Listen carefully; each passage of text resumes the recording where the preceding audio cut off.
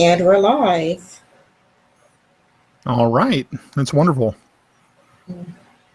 Well, I'm going to tweet this out so other people could watch it if they want.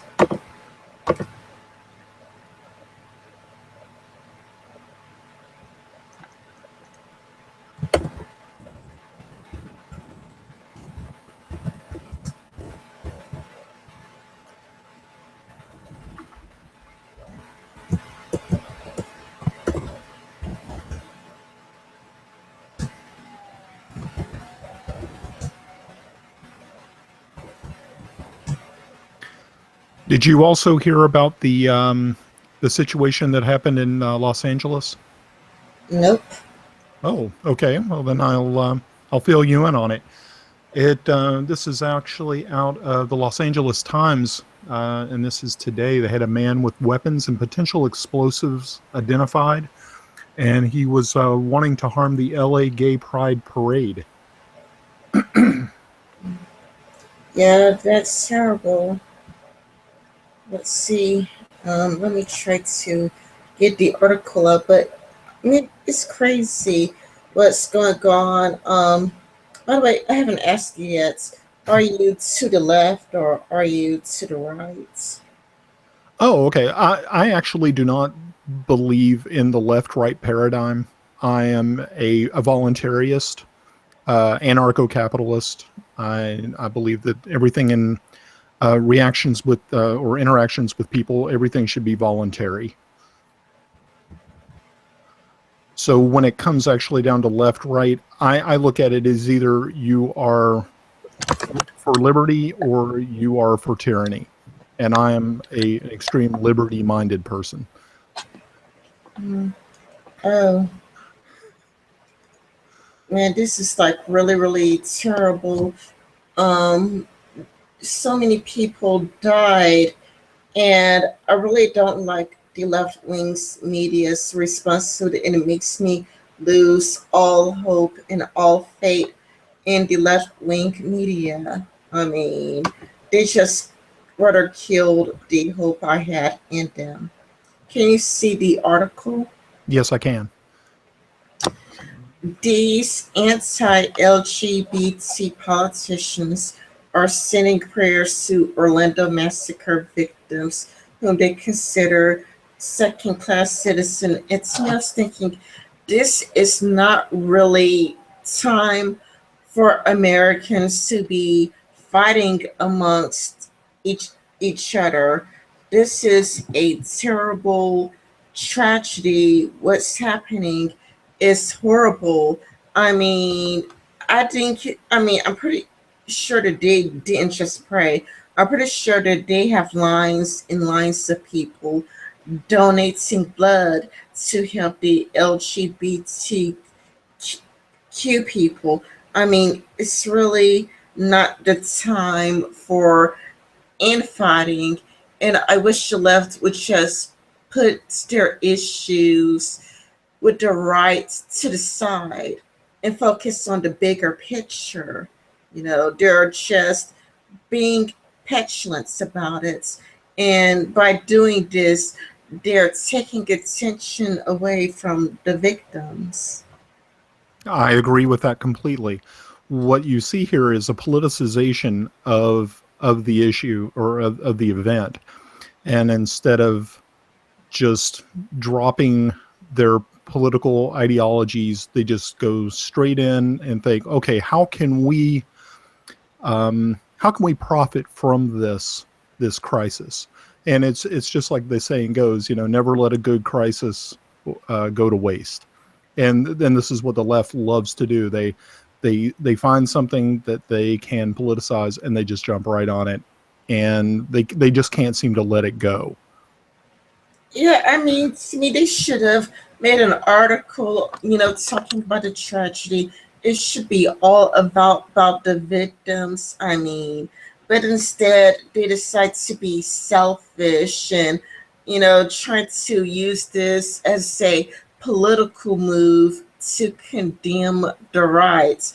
And to me, they're just showing their true colors, because I'm looking at this and I'm thinking now is really not the time. Now is the time for us to come together as Americans and stand by the victims, not do dishes.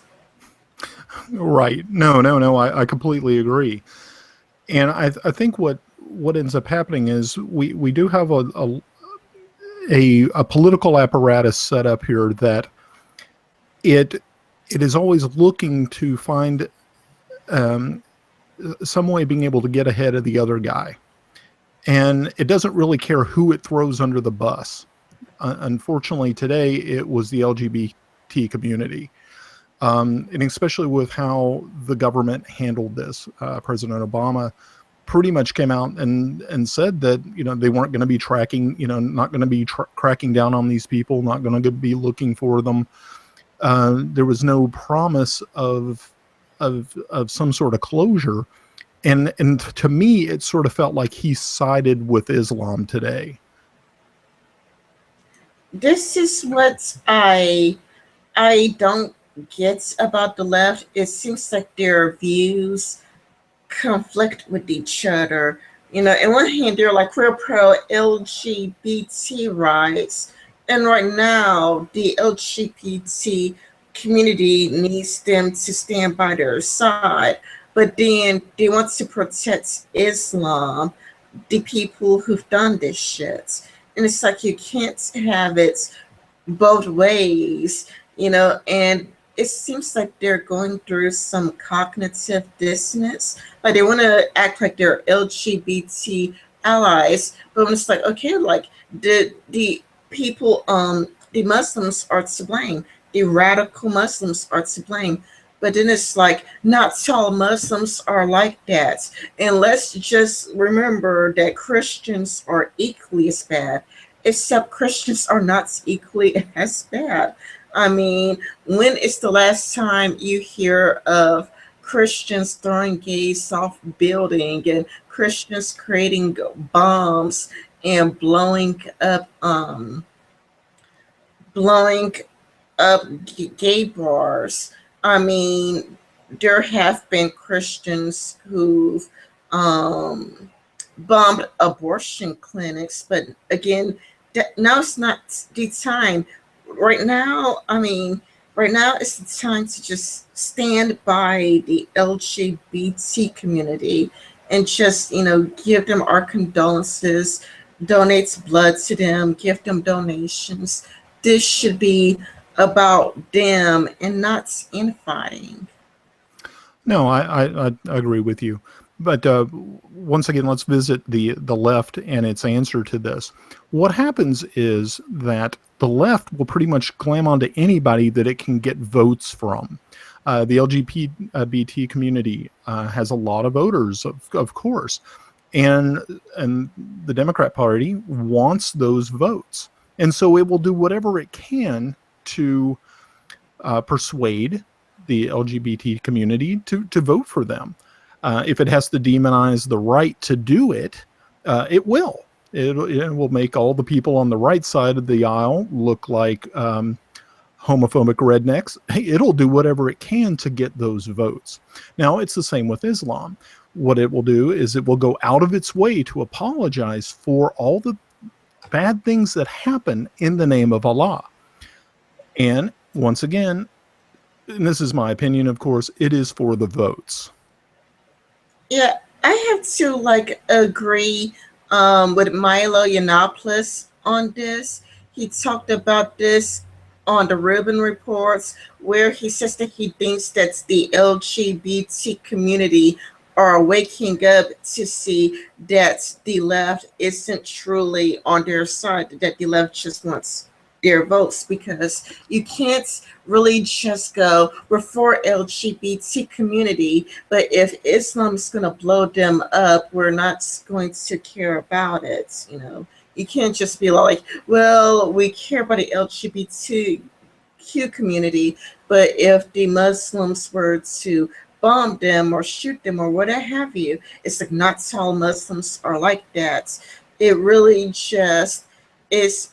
It makes it seem like the deaths aren't really important, and the deaths take second place to Islam, and they try to uh, get people sidetracked by saying, "Oh well, we all know that Republicans are bigots." When really, I do think it's the time to come together as Americans. And to me, making a bunch of articles insulting the rights when they are the ones, making excuses for the murderers of the LGBT community, that is very rich.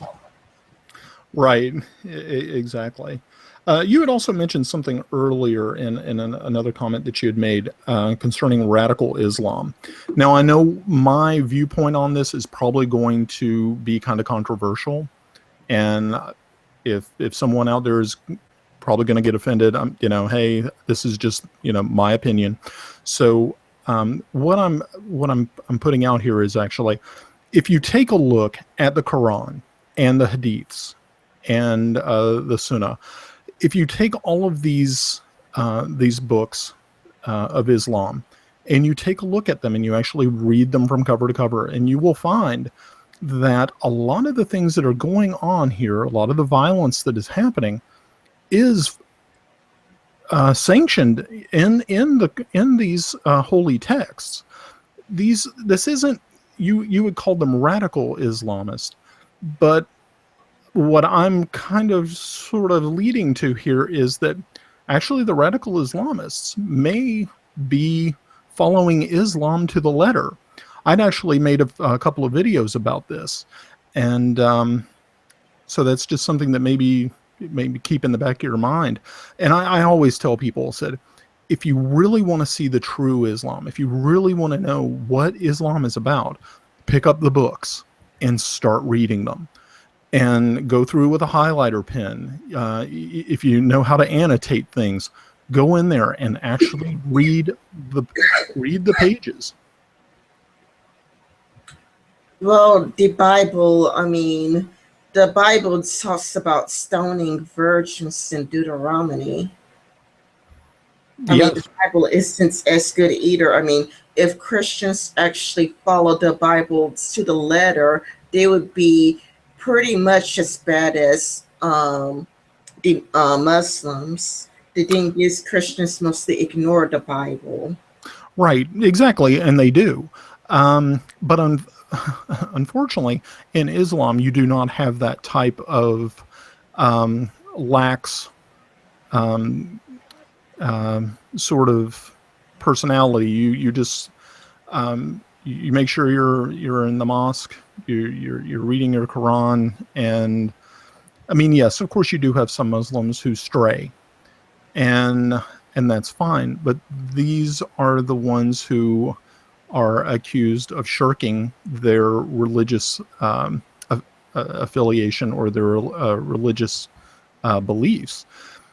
So yeah, Christianity, if you actually took it from Genesis on up, even up into the New Testament, yeah, there's a lot of violence in there. But Christians, for the most part, they try to stick to, and I know myself, I like to stick to the whole idea of, I don't want to kill people. That's not my deal. But there are people out here who believe, they have their book in front of them, says, hey, we have to, slay the unbeliever wherever we may find them. I'm not that guy. If everybody was like me and just wanted to let everybody live their life, we wouldn't be having this conversation today. Yeah, you could always say that the radical Christians are the true Christians if they try to stone gays to death, or try to stone women who are not virgins, or kill people who try to work on a Sabbath. There are lots of terrible things in the Bible. That's why I said radical Muslims. Sure, they're following the Quran, but there needs to be a distinction from the Muslims who act that way and the Muslims who don't. Because, there are good Muslims who cherry pick the good parts out. No, I'm sure there are. Anyway, let's see. On Sunday morning, a stream of politicians began tweeting messages of condolence of the victims of the massacre at Pulse, a gay nightclub in Orlando. Florida Senator Marco Rubio had this to say: "Our prayers are with the injured and killed early this morning in a horrifying act of terror." And I should retweet this because I really like this message. So, it's like, thank you. And I'm just going to follow him and like his tweets. Thank you for being a jerk. Yeah, he didn't. Former Arkansas Governor Mike Huckabee also sent his prayers out. "Please join it to me in praying for the victims of Orlando to attack their families." Well, I mean, I'm an atheist, so I don't pray, but I do think it's a positive message. Saddened by the horrific news of Orlando this morning, praying for the victims, their families, and Orlando community today. This is also pretty good. I'm also going to retweet it. Um, Prayer for the victims' families. 50 dead in shooting gay nightclub Orlando. Possible terror link to New York Times. Governor Court issued statements on Orlando nightclub shooting. Texas Senator Ted Cruz retweeted a call for people to donate, which these are good, wonderful things. This is wonderful, and I love that the Republicans are sticking by the LGBT community. This is totally awesome. In my opinion, it's like, good job. What's do what's do the people mentioned above have in common? They all think the LGBT people who are the main victims of the massacre are not worthy of the same rights and protections afforded to the United States. When really, I mean, for the most parts, I would think that the gays do have pretty much. I'm not sure which rights they like. I could look it up, but I think that they do pretty much have most of the rights we have. And I do think that the reason why the Republicans are against gay marriage is because it's against the Bible. However, they don't have the presidents, these people that try to run for presidents, well, at least Rubio and Cruz, and the presidents does not have the power to take gay marriage away from gay people. He doesn't even have that kind of power. It's just a religious thing. But again, I mean, it's weird to point the finger at Christians when Muslims are the ones who actually did the shooting. Right. Yes. What they're trying to do is they kind of sort of deflect from the Muslims and say, "Oh, but look at what these Christians have done or what they're doing," and I have to applaud those politicians who actually went and didn't politicize it. Those Republicans that you just mentioned in the article. That's really good that they didn't step to that sort of level that other politicians have. I mean, even Bernie Sanders, instead of going after the people or the person behind the shootings, he immediately went right to gun control. Now, as a voluntarist, I do not believe in gun control. I believe that everyone who wishes to be armed, adults, if they want to be armed, they should be armed. I'm a person who believes that if that is, you should have the right to defend yourself in any way, shape, or form that you can use. So, I mean, when the left jumps in there and immediately, instead of like focusing on Islam, they immediately went to gun control. And I'm like, very predictable from the left.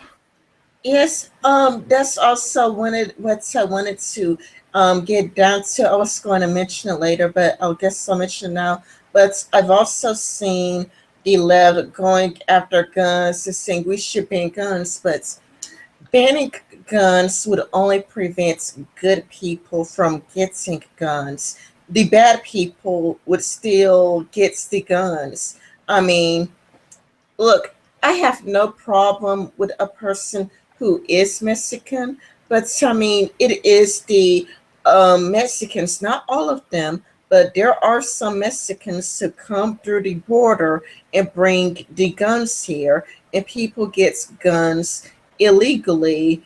And I mean, that's the reason why I think it's important for good people to be able to have guns. Like case in points, I read an article where there's this guy who runs a store.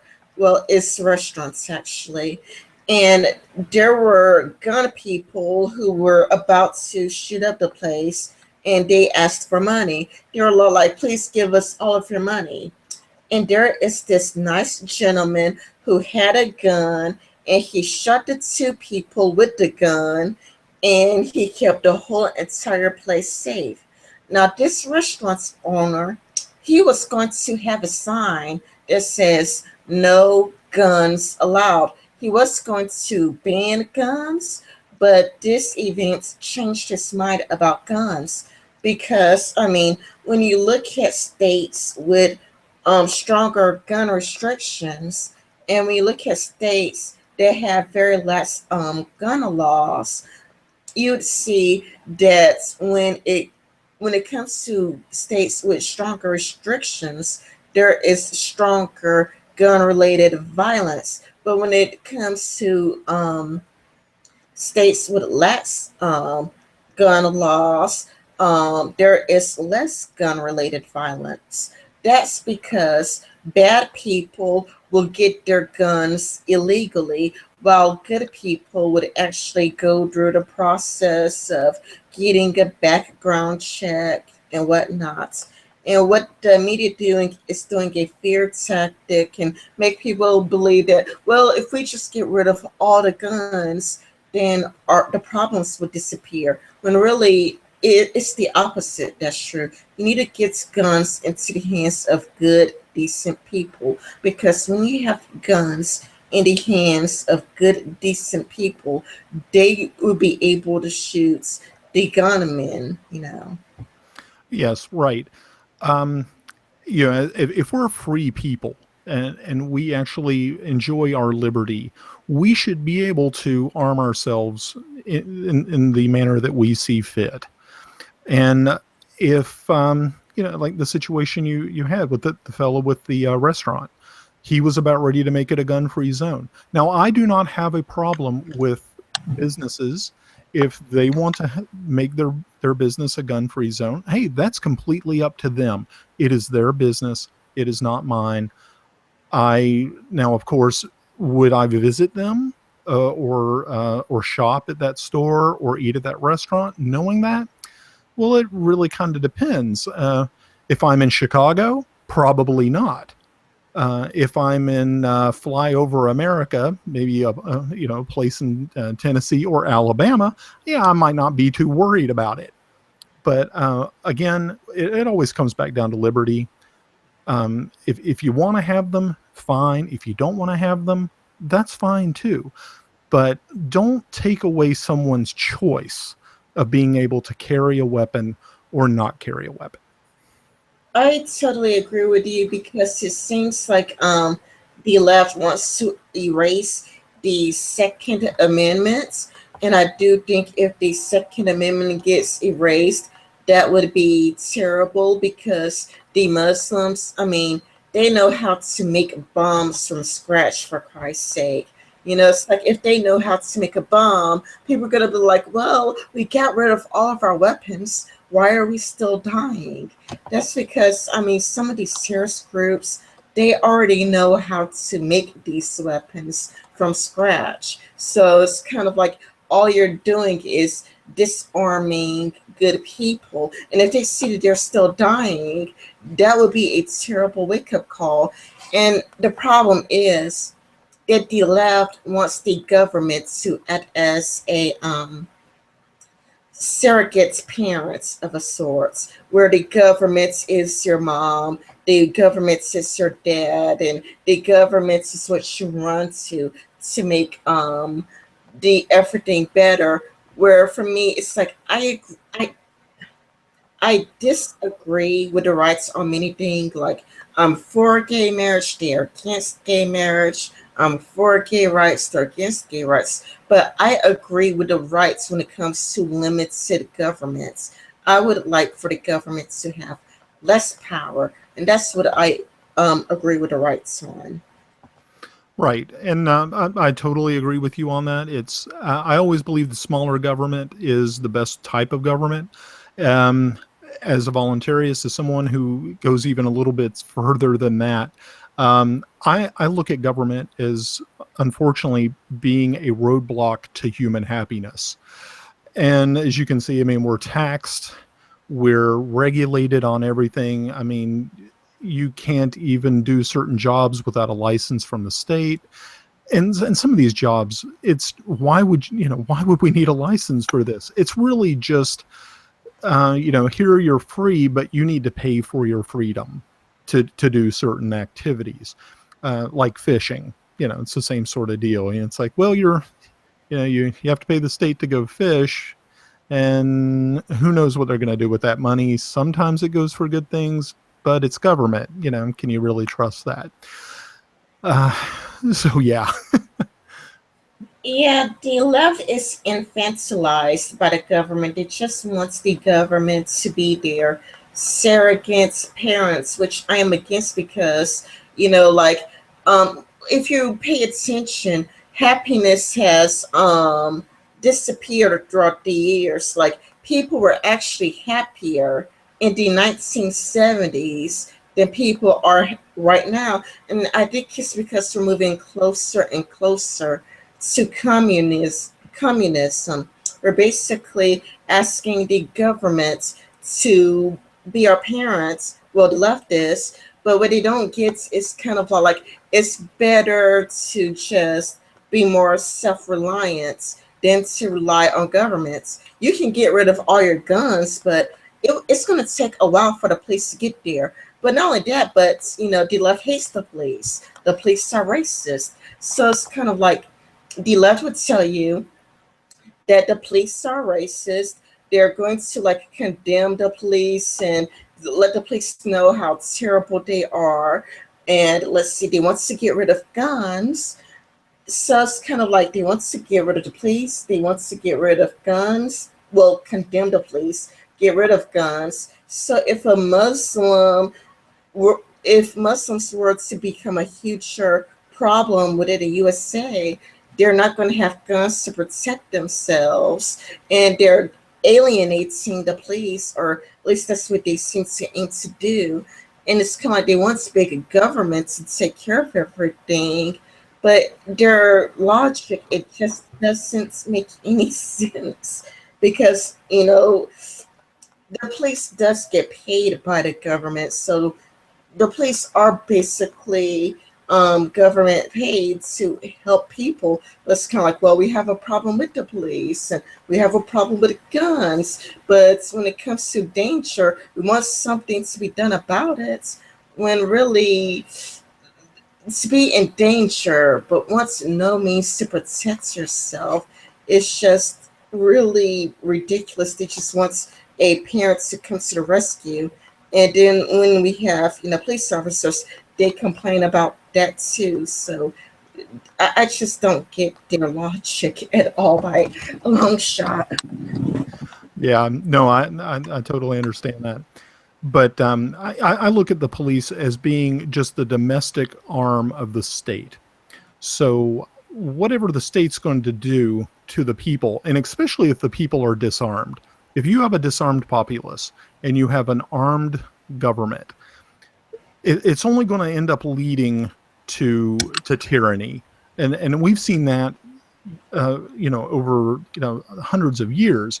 When you have a country that disarms its populace, it then has control over them. You now are, or as the saying goes, um, slaves are not armed. If you're a slave, then you have no way of defending yourself from those who have power over you. But there are no such thing as armed slaves. So if you have an entire populace of armed people, it's really hard to have really government top-down type of slavery. I mean, we're getting pretty close to it here, where, I mean, even just our conversation right here, I'm sure there are people who are listening to it who would be happy if there was, the government said, hey, you need to start reporting these divisive people, these people with different opinions, report them. And you and I would be in trouble. I mean, they could come and get us. But so thank goodness that our country has not slipped down that pathways as far as some other countries have. I mean, you have countries, well, I know in Britain, just within the last couple of weeks, people who were tweeting or on Facebook and things like that, social media, they were arrested because of certain tweets that they did, and that's pretty bad when your First Amendment right is being stripped because you were saying things that aren't politically correct. Yeah, and right now facts are not politically correct. If you tell the truth, that's not politically correct, and that's reaching into Orwellian territory. Yeah, and if and I'm sure you're pretty familiar with Orwell and 1984.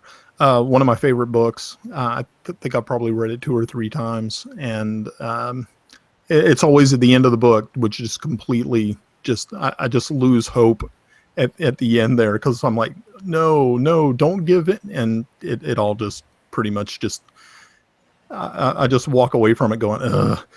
But I don't want to see that happen here. And unfortunately, we have a lot of people who, as you were saying, are very dependent on the government. They look at them as their parents, and they can't do that. It's completely against our human nature. We're supposed to be free. We're not supposed to be out here slaves to a bureaucratic system. That's not humanity. But when I think of humanity, I think of us cooperating together, doing the right thing by each other. I mean, that's what I'm looking for. Now I know there's a lot of people out there who are, and I hate to use this word, but yeah, I'm going to use it. There are some evil people out there.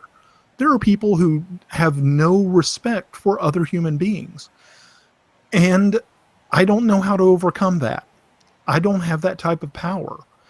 All I can do is, like you, get on to YouTube and create podcasts to try to convince people. Said, hey, let's do something a little different. Let's not hate. Let's not be evil. Let's try to work together. Try to let's get some actual real progress without having to tax someone into the poorhouse or drive them insane or drive them to do something like this fella did here, following his religion.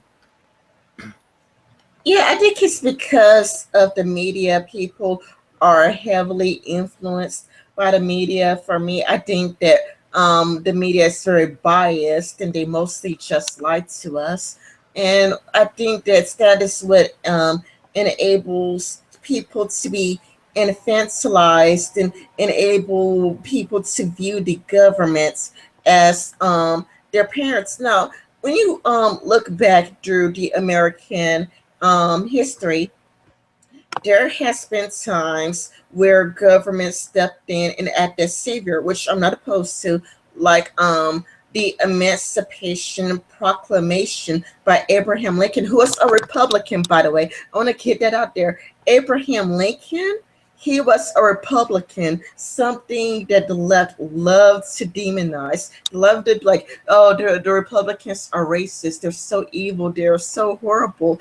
But Abraham Lincoln himself was a Republican, and he wanted to like free the slaves, you know.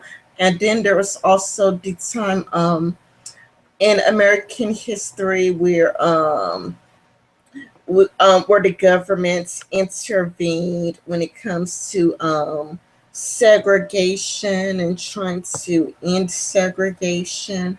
But right now, our government is leaning towards communism. But what people do is that they look back at slavery and they look back at segregation and they look at how Obama came, you know, to the side of the LGBT community, which I'm not against, you know, I'm for the LGBT community, but it's kind of like we're still, they have this positive association of the government acting like parents, and so they just want to give up personal power for a dictator, basically, for communism and dictatorship. And I do think that the moment you give up personal power, the moment it would be really difficult to get that personal power right back. You know, like we could just give up all of our rights, all of our liberty, and ask the government to be our parents. But it will backfire because, I mean, eventually you'll get under oppressive laws that everybody hates, and you will not have the right to say anything against it. You know, people are basically asking for communism and a dictatorship based off fear tactics because, I mean, the left wing media, they're engaging in fear tactics. The things that they come out of their mouths are dishonest and manipulative. And it almost reminds me of the Dark Ages, I think, where Christianity basically did the exact same thing, and people were overly dependent of the church, and people were afraid to go against the church, and so the church basically and the kings and queens basically act as a type of tyrant. Right, exactly. And especially with the Dark Ages and Middle Ages, things like that, with Christianity, yeah, it wielded a lot of power, through the ruling classes, the kings and the queens, of course, the Pope and things like that, and it wouldn't even be abated until long after the Reformation. I mean, we still had, the church involved in a lot of state, in with the states. And so, yeah, no, I completely agree with you on that. Um, Yeah, I mean, what people should understand is you shouldn't want to give up your personal power. You shouldn't want to give up, you know, your rights to have a gun. I mean, if you don't want a gun, don't get one, but you shouldn't give up your right to have a gun, your right to be self-reliant, you know, your right to be able to defend or protect yourself.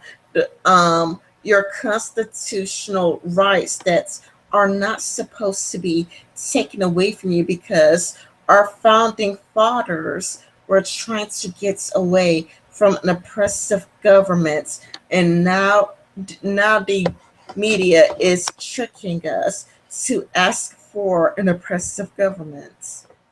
right, exactly. And when you have the media, which is just pretty much the propaganda arm of the leftists. And they're promising, and the left promises all these wonderful things if you put them in power.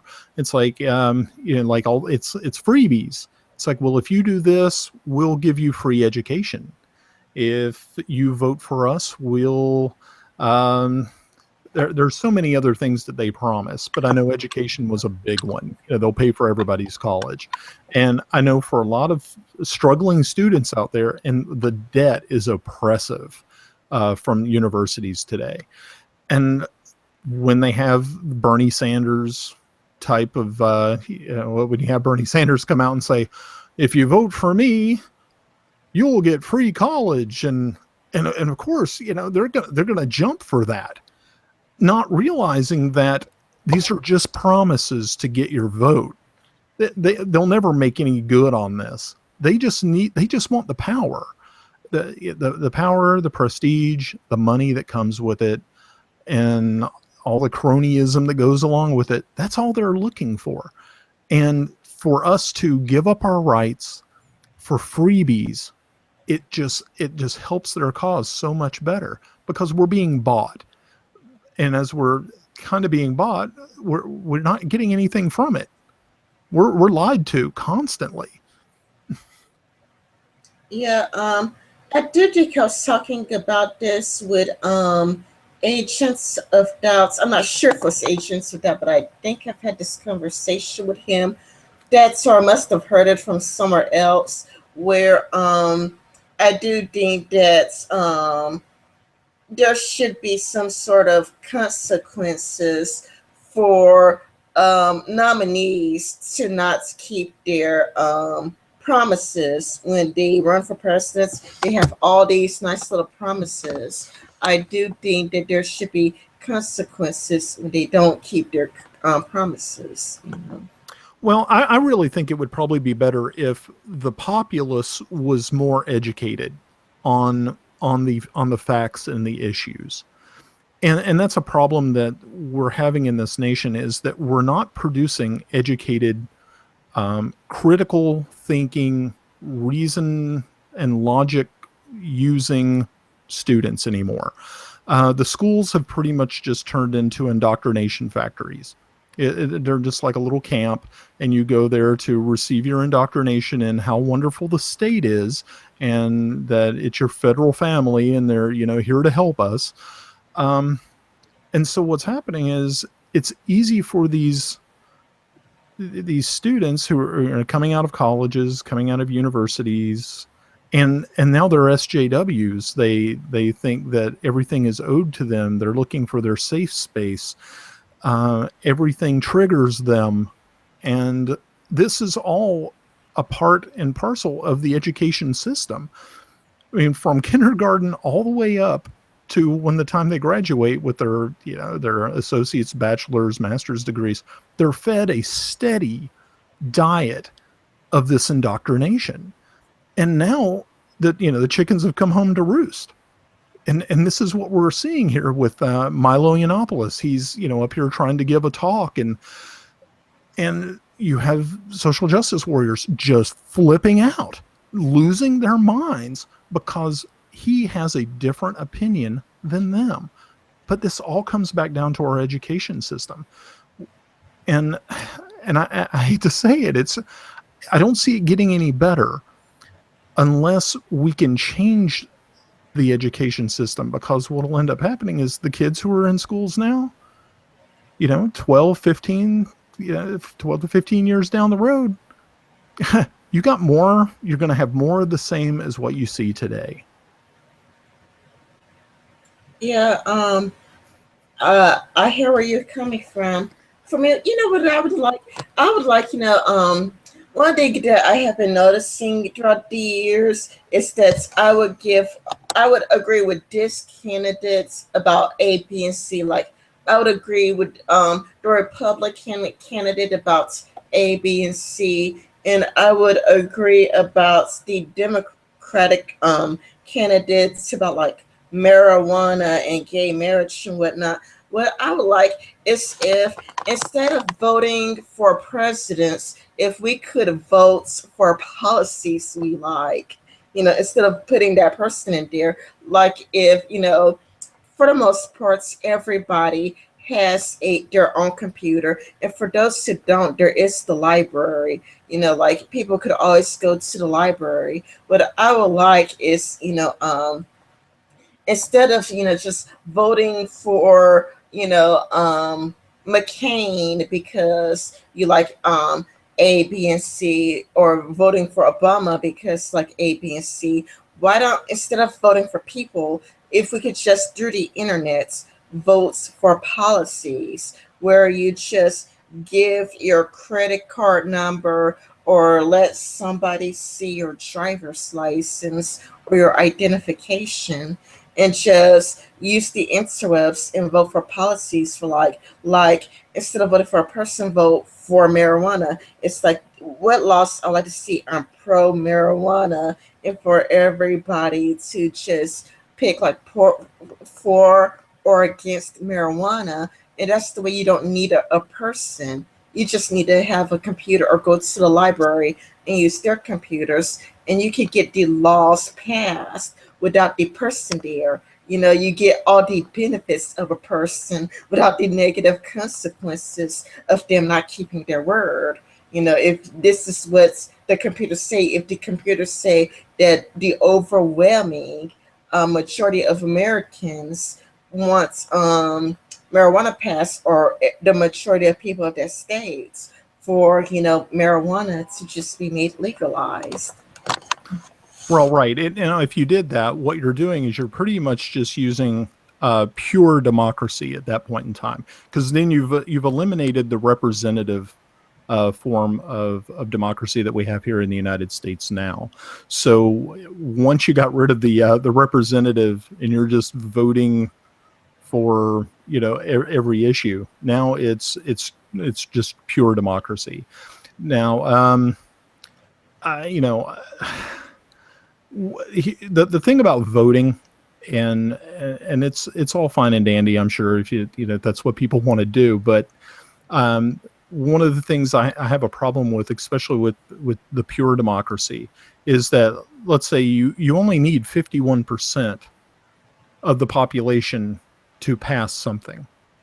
And if you only need 51% of the population to pass, what ends up happening to the other 49% who didn't want it? Now they're forced to come along with those 51. Am I right? Sure.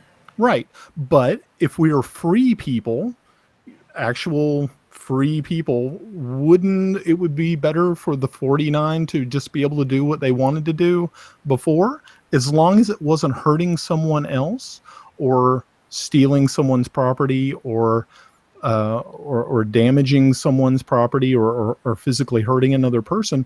Wouldn't it just be better just to leave them alone, to let them do as they wish? That's the way I kind of feel about it. And especially with the marijuana thing, I believe that it's a plant, it's nature. And if people want to use marijuana, they should be able to just do it. I don't have a problem with that at all. I personally don't use it, but who am I to say that someone else can't use it? I would want them to have that freedom to do so.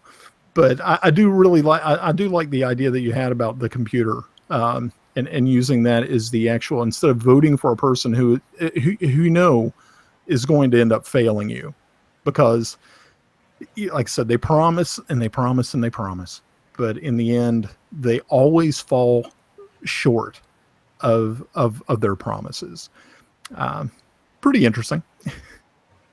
Yeah, yeah, they never keep their promises, but it's like we have computers now. These are not the way they were when America was founded. So with computers, if people could vote for the policies that they like, um, it gets rid of needing a person. You no longer need the person there. The person could just not be there because the person is most likely going to fail us anyway. The person is most likely going to go back on their word. But it's kind of like if if everybody went by computer, then people would be the ones to pass the laws. Now I do agree that there should be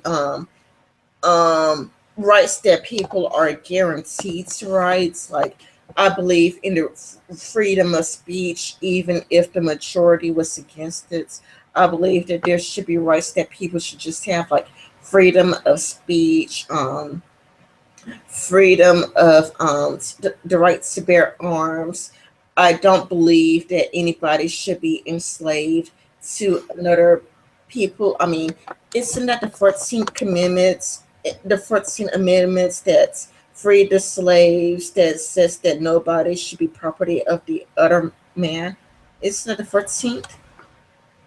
Hold on one minute. I believe that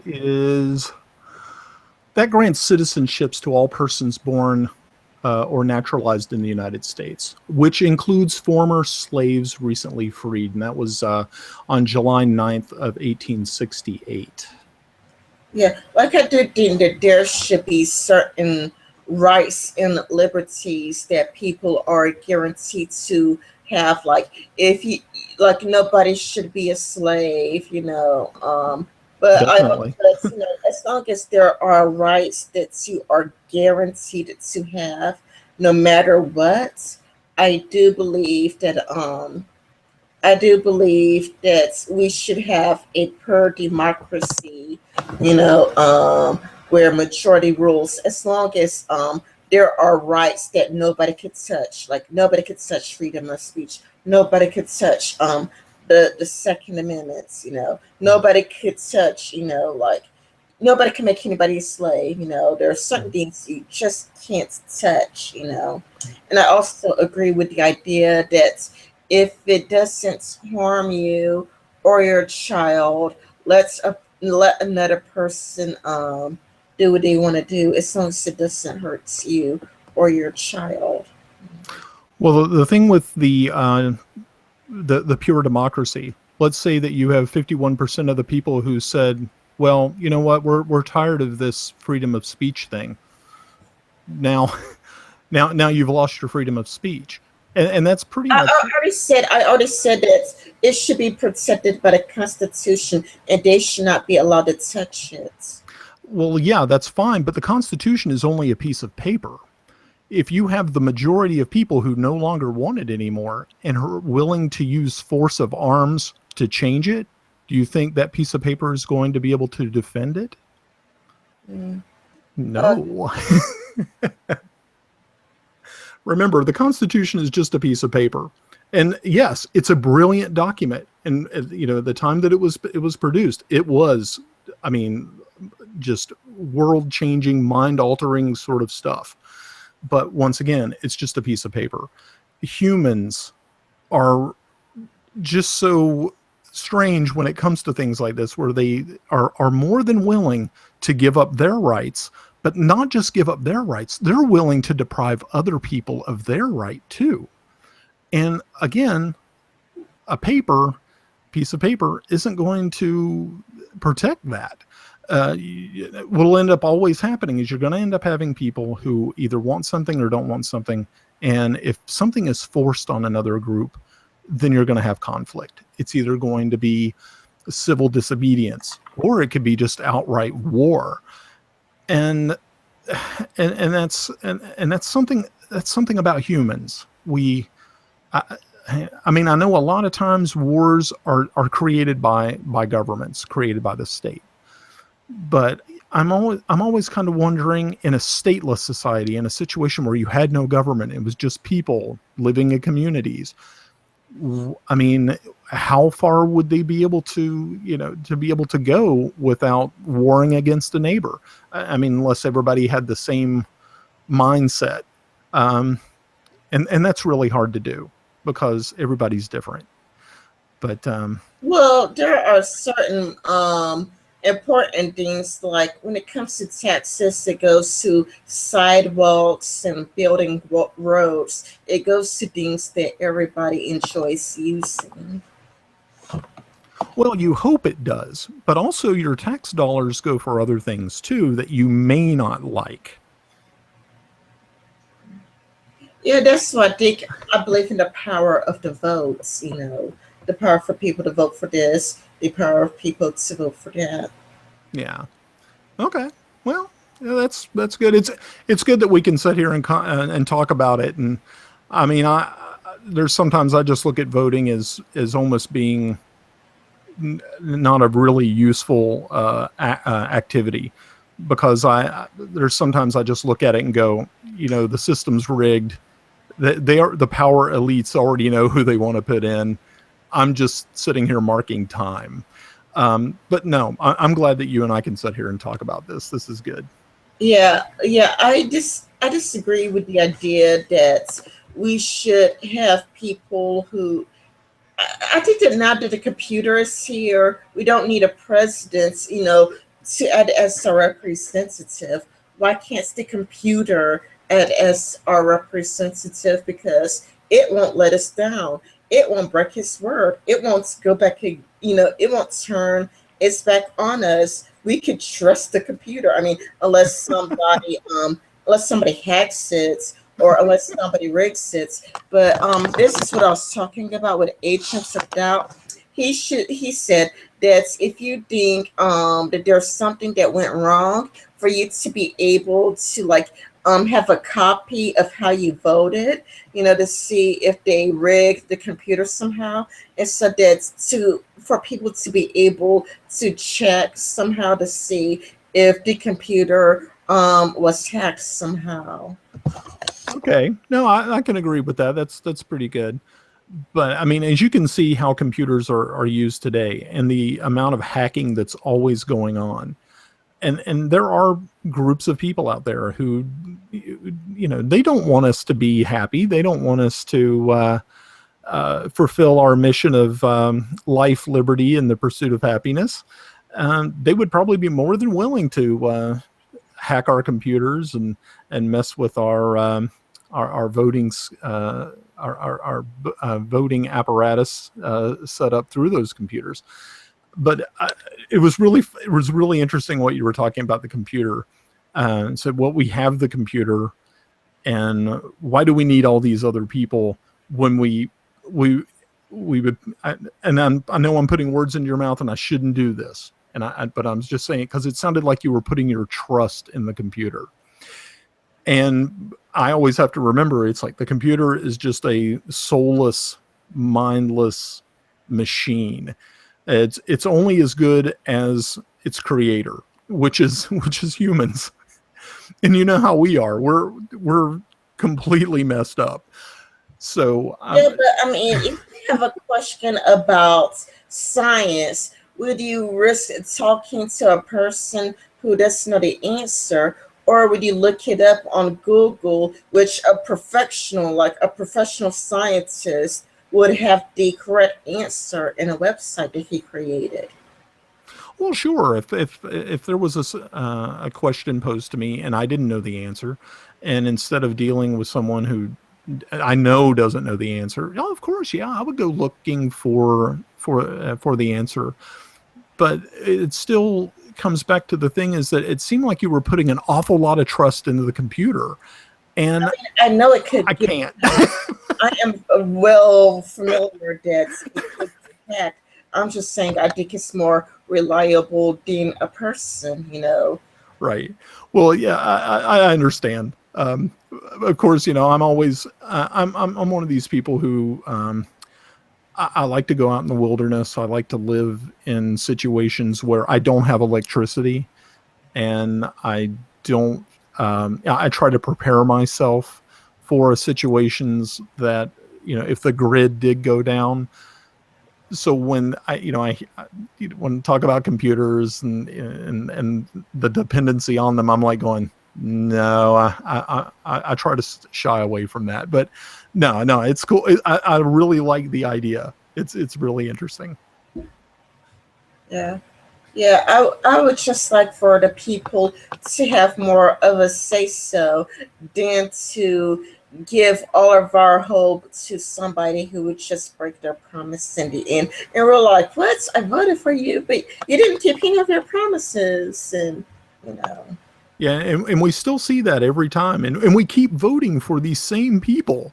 And that's the funny thing. It's we keep voting and we keep voting, thinking or hoping maybe that it's going to get better next time. Well, maybe this time they'll do the right thing, and after so many times, you kind of wonder. It's like, well, uh, I mean, should we trust them this time? I mean, it's only the 15th time that we voted for them, and so that's why I have a problem with voting.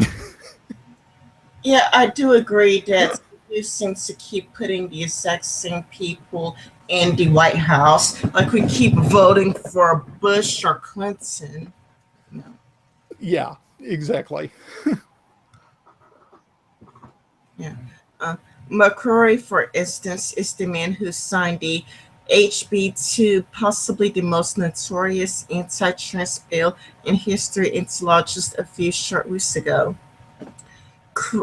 Cornyn is one of the senators who has successfully voted to exclude LGBT people from federal anti-discrimination laws.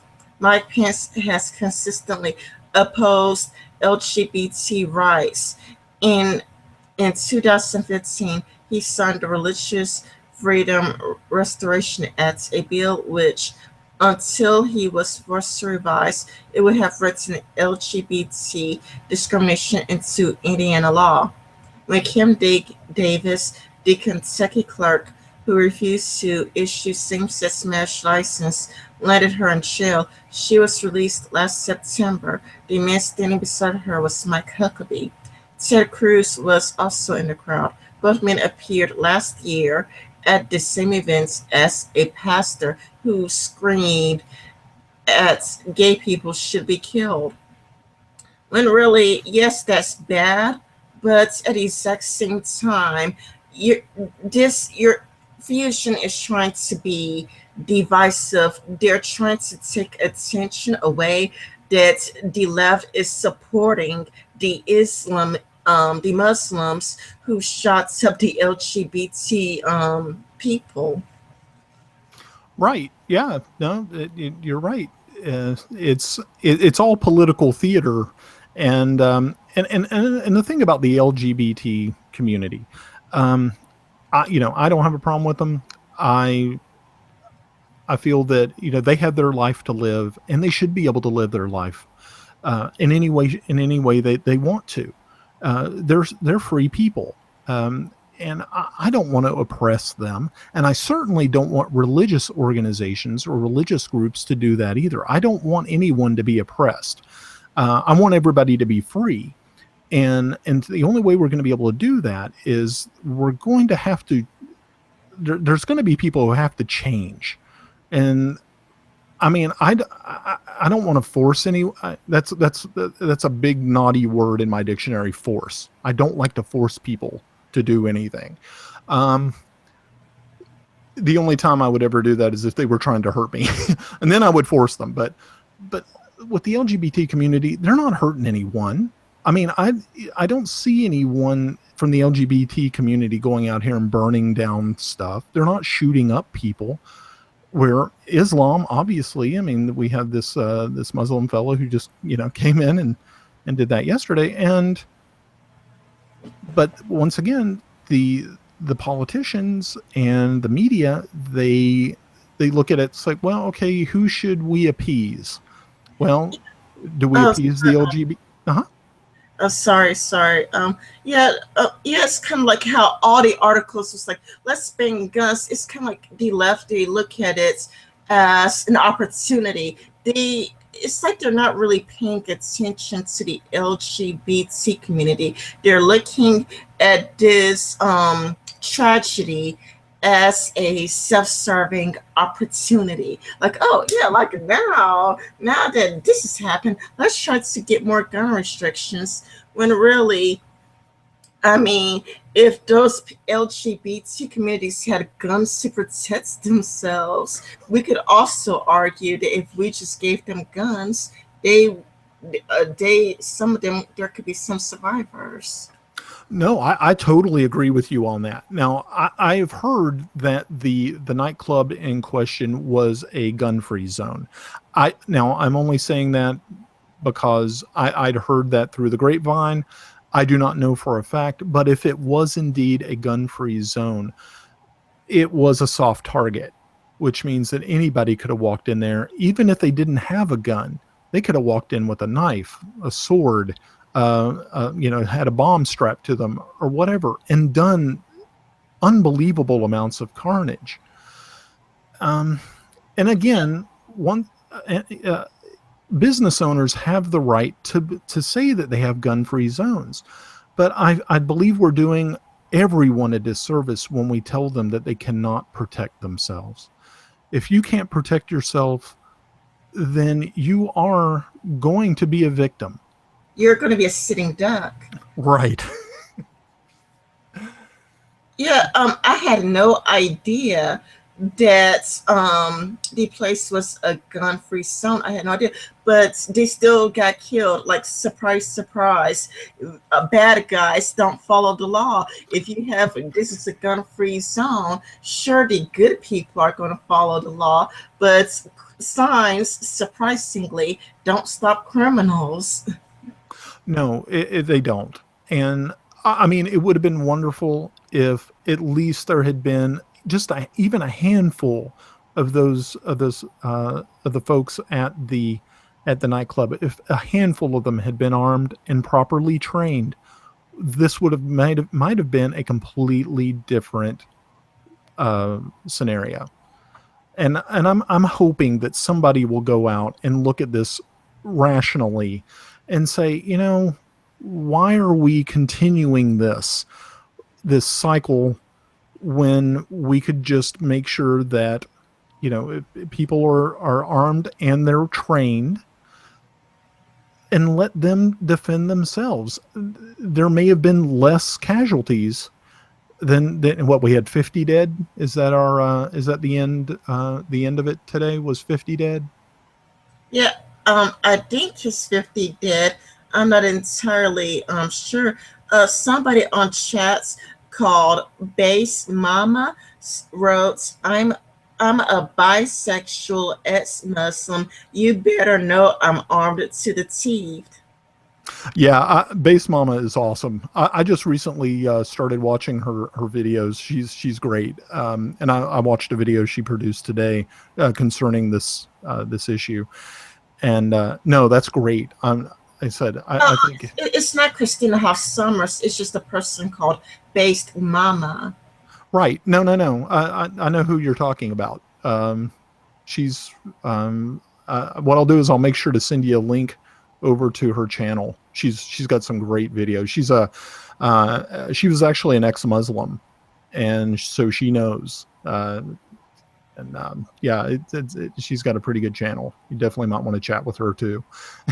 Yeah, yeah. Base Mama also just wrote, okay, the people who killed all those gay activists in Bangladesh don't have guns.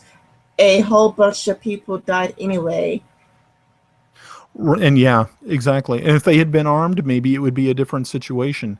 But I know I'm not sure how Bangladesh is set up, but I know it's not as free as we are.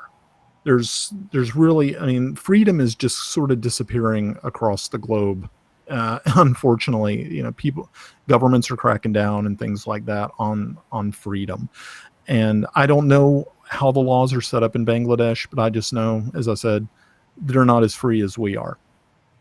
Hey, you know Base Mama? I do not know her personally.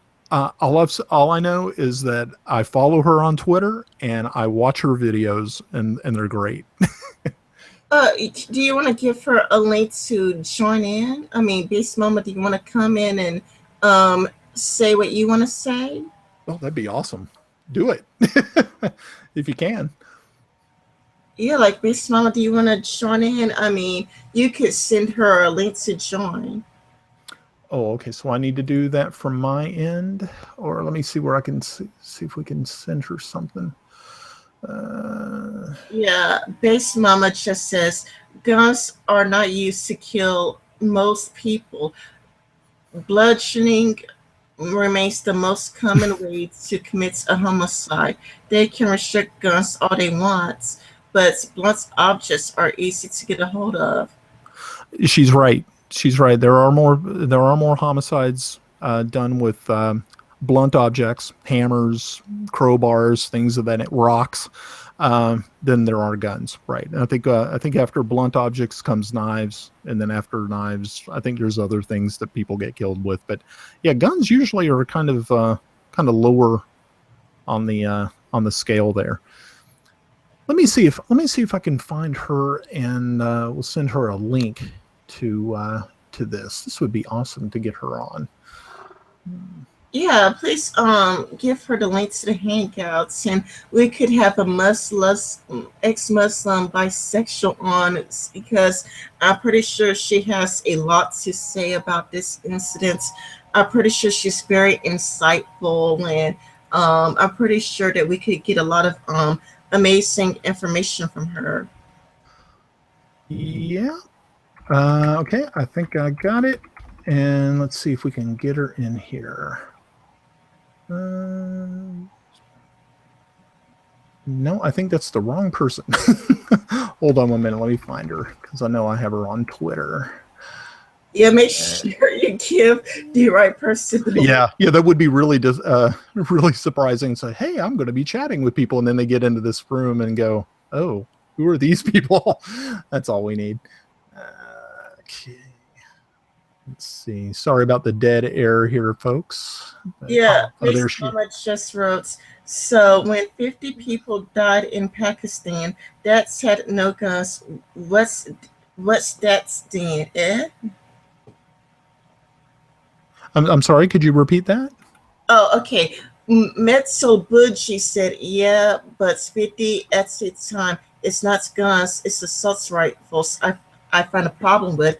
Then Base Mama responded, so when 50 people died in Pakistan, that had no guns. What's that then, eh? Right, exactly. It doesn't matter how people die; they're still dead.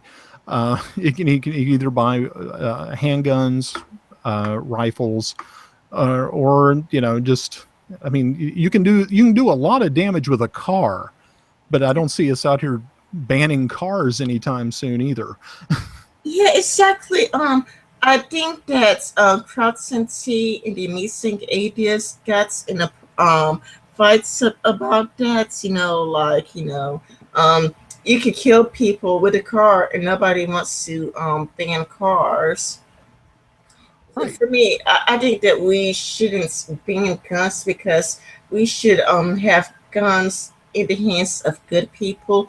And if you're correct, if you are right, and if the LGBT club was a gun-free zone, then it would show that signs don't stop criminals. That if a place is a gun-free place, bad people will still get their hands on a gun. We could outlaw guns in all of America. Guns could be legal all across the United States, but bad people will still manage to find a way to get their hand on a gun. Oh yeah, they will find a way, and especially in this new age of technology, I mean, you can 3D print a gun if you really if you have the plans for it. There's many ways to be able to construct weapons. Uh, that's just a fact of life. I mean, uh, yeah, I know you can't kill 50 people very quickly with a hammer, but boy, you can sure do a lot of damage with it. And let's say that you had, instead of just one person making the assault, what if you had 3 or 4 people with hammers walk into a place and just start swinging? People have to get over the whole idea that yes, there are weapons, but weapons are tools. You can use the tool for good, or you can use the tool for bad. It's really the person behind the tool that is what we're supposed to be looking at here. Like I said, it's an inanimate object. Hey, Hello, Base Mama. Welcome. Hey. I'll drop my camera real quick so I don't screw up your bandwidth. I am Sorry, I wasn't really watching the looking chat. I'm looking for your opinion on this. What do you have to say about this? I think, I mean, I made a video, but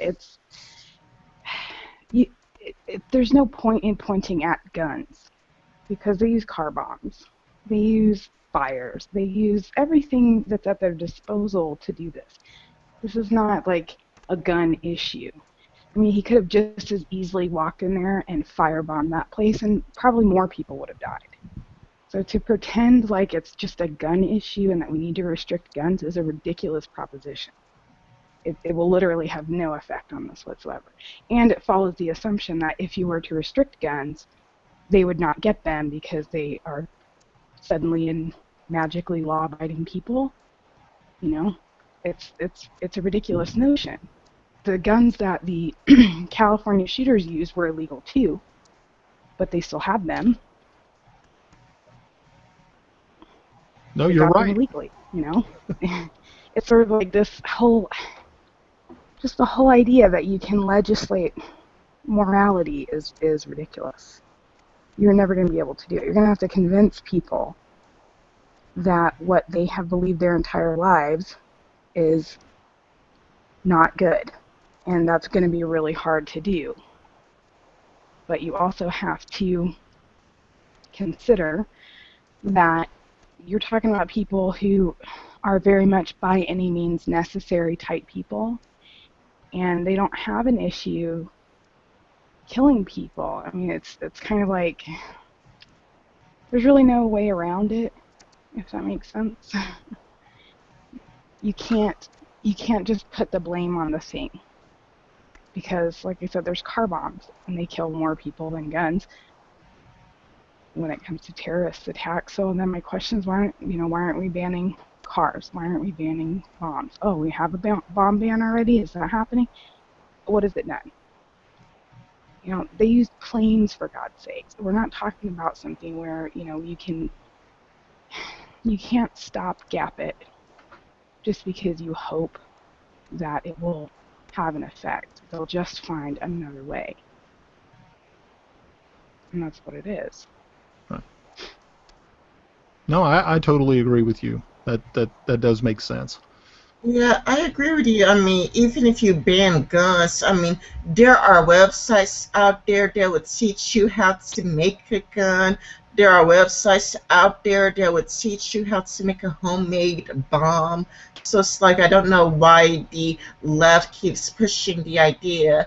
I mean, it's really a fear tactic that if we just ban all the guns, then all the problems would disappear, except the states with the stronger gun restriction has more gun violence than states with soft gun laws.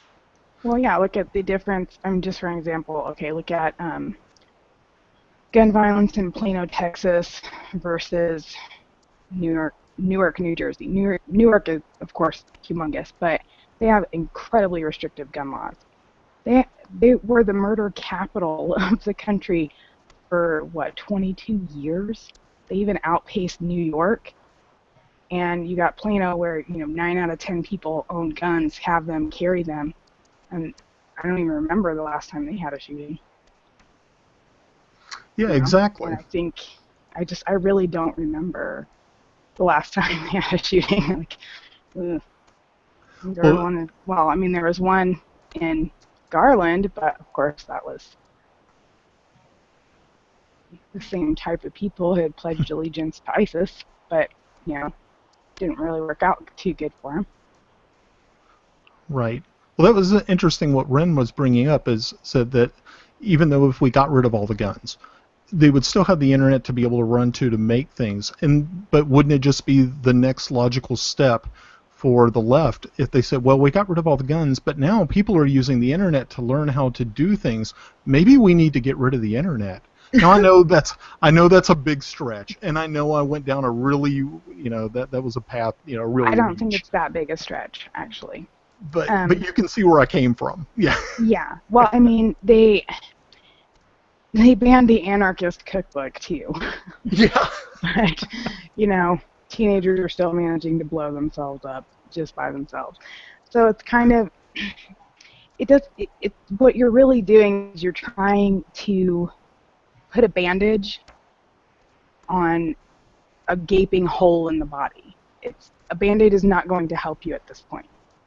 So pretending like, okay, if we just banned all the guns, okay, well, they'll just find something else. It's very frustrating that they just keep pointing at guns. Why are we not dealing with what causes the issue? Why are we dealing with this one aspect of it and pretending like the issue itself doesn't exist?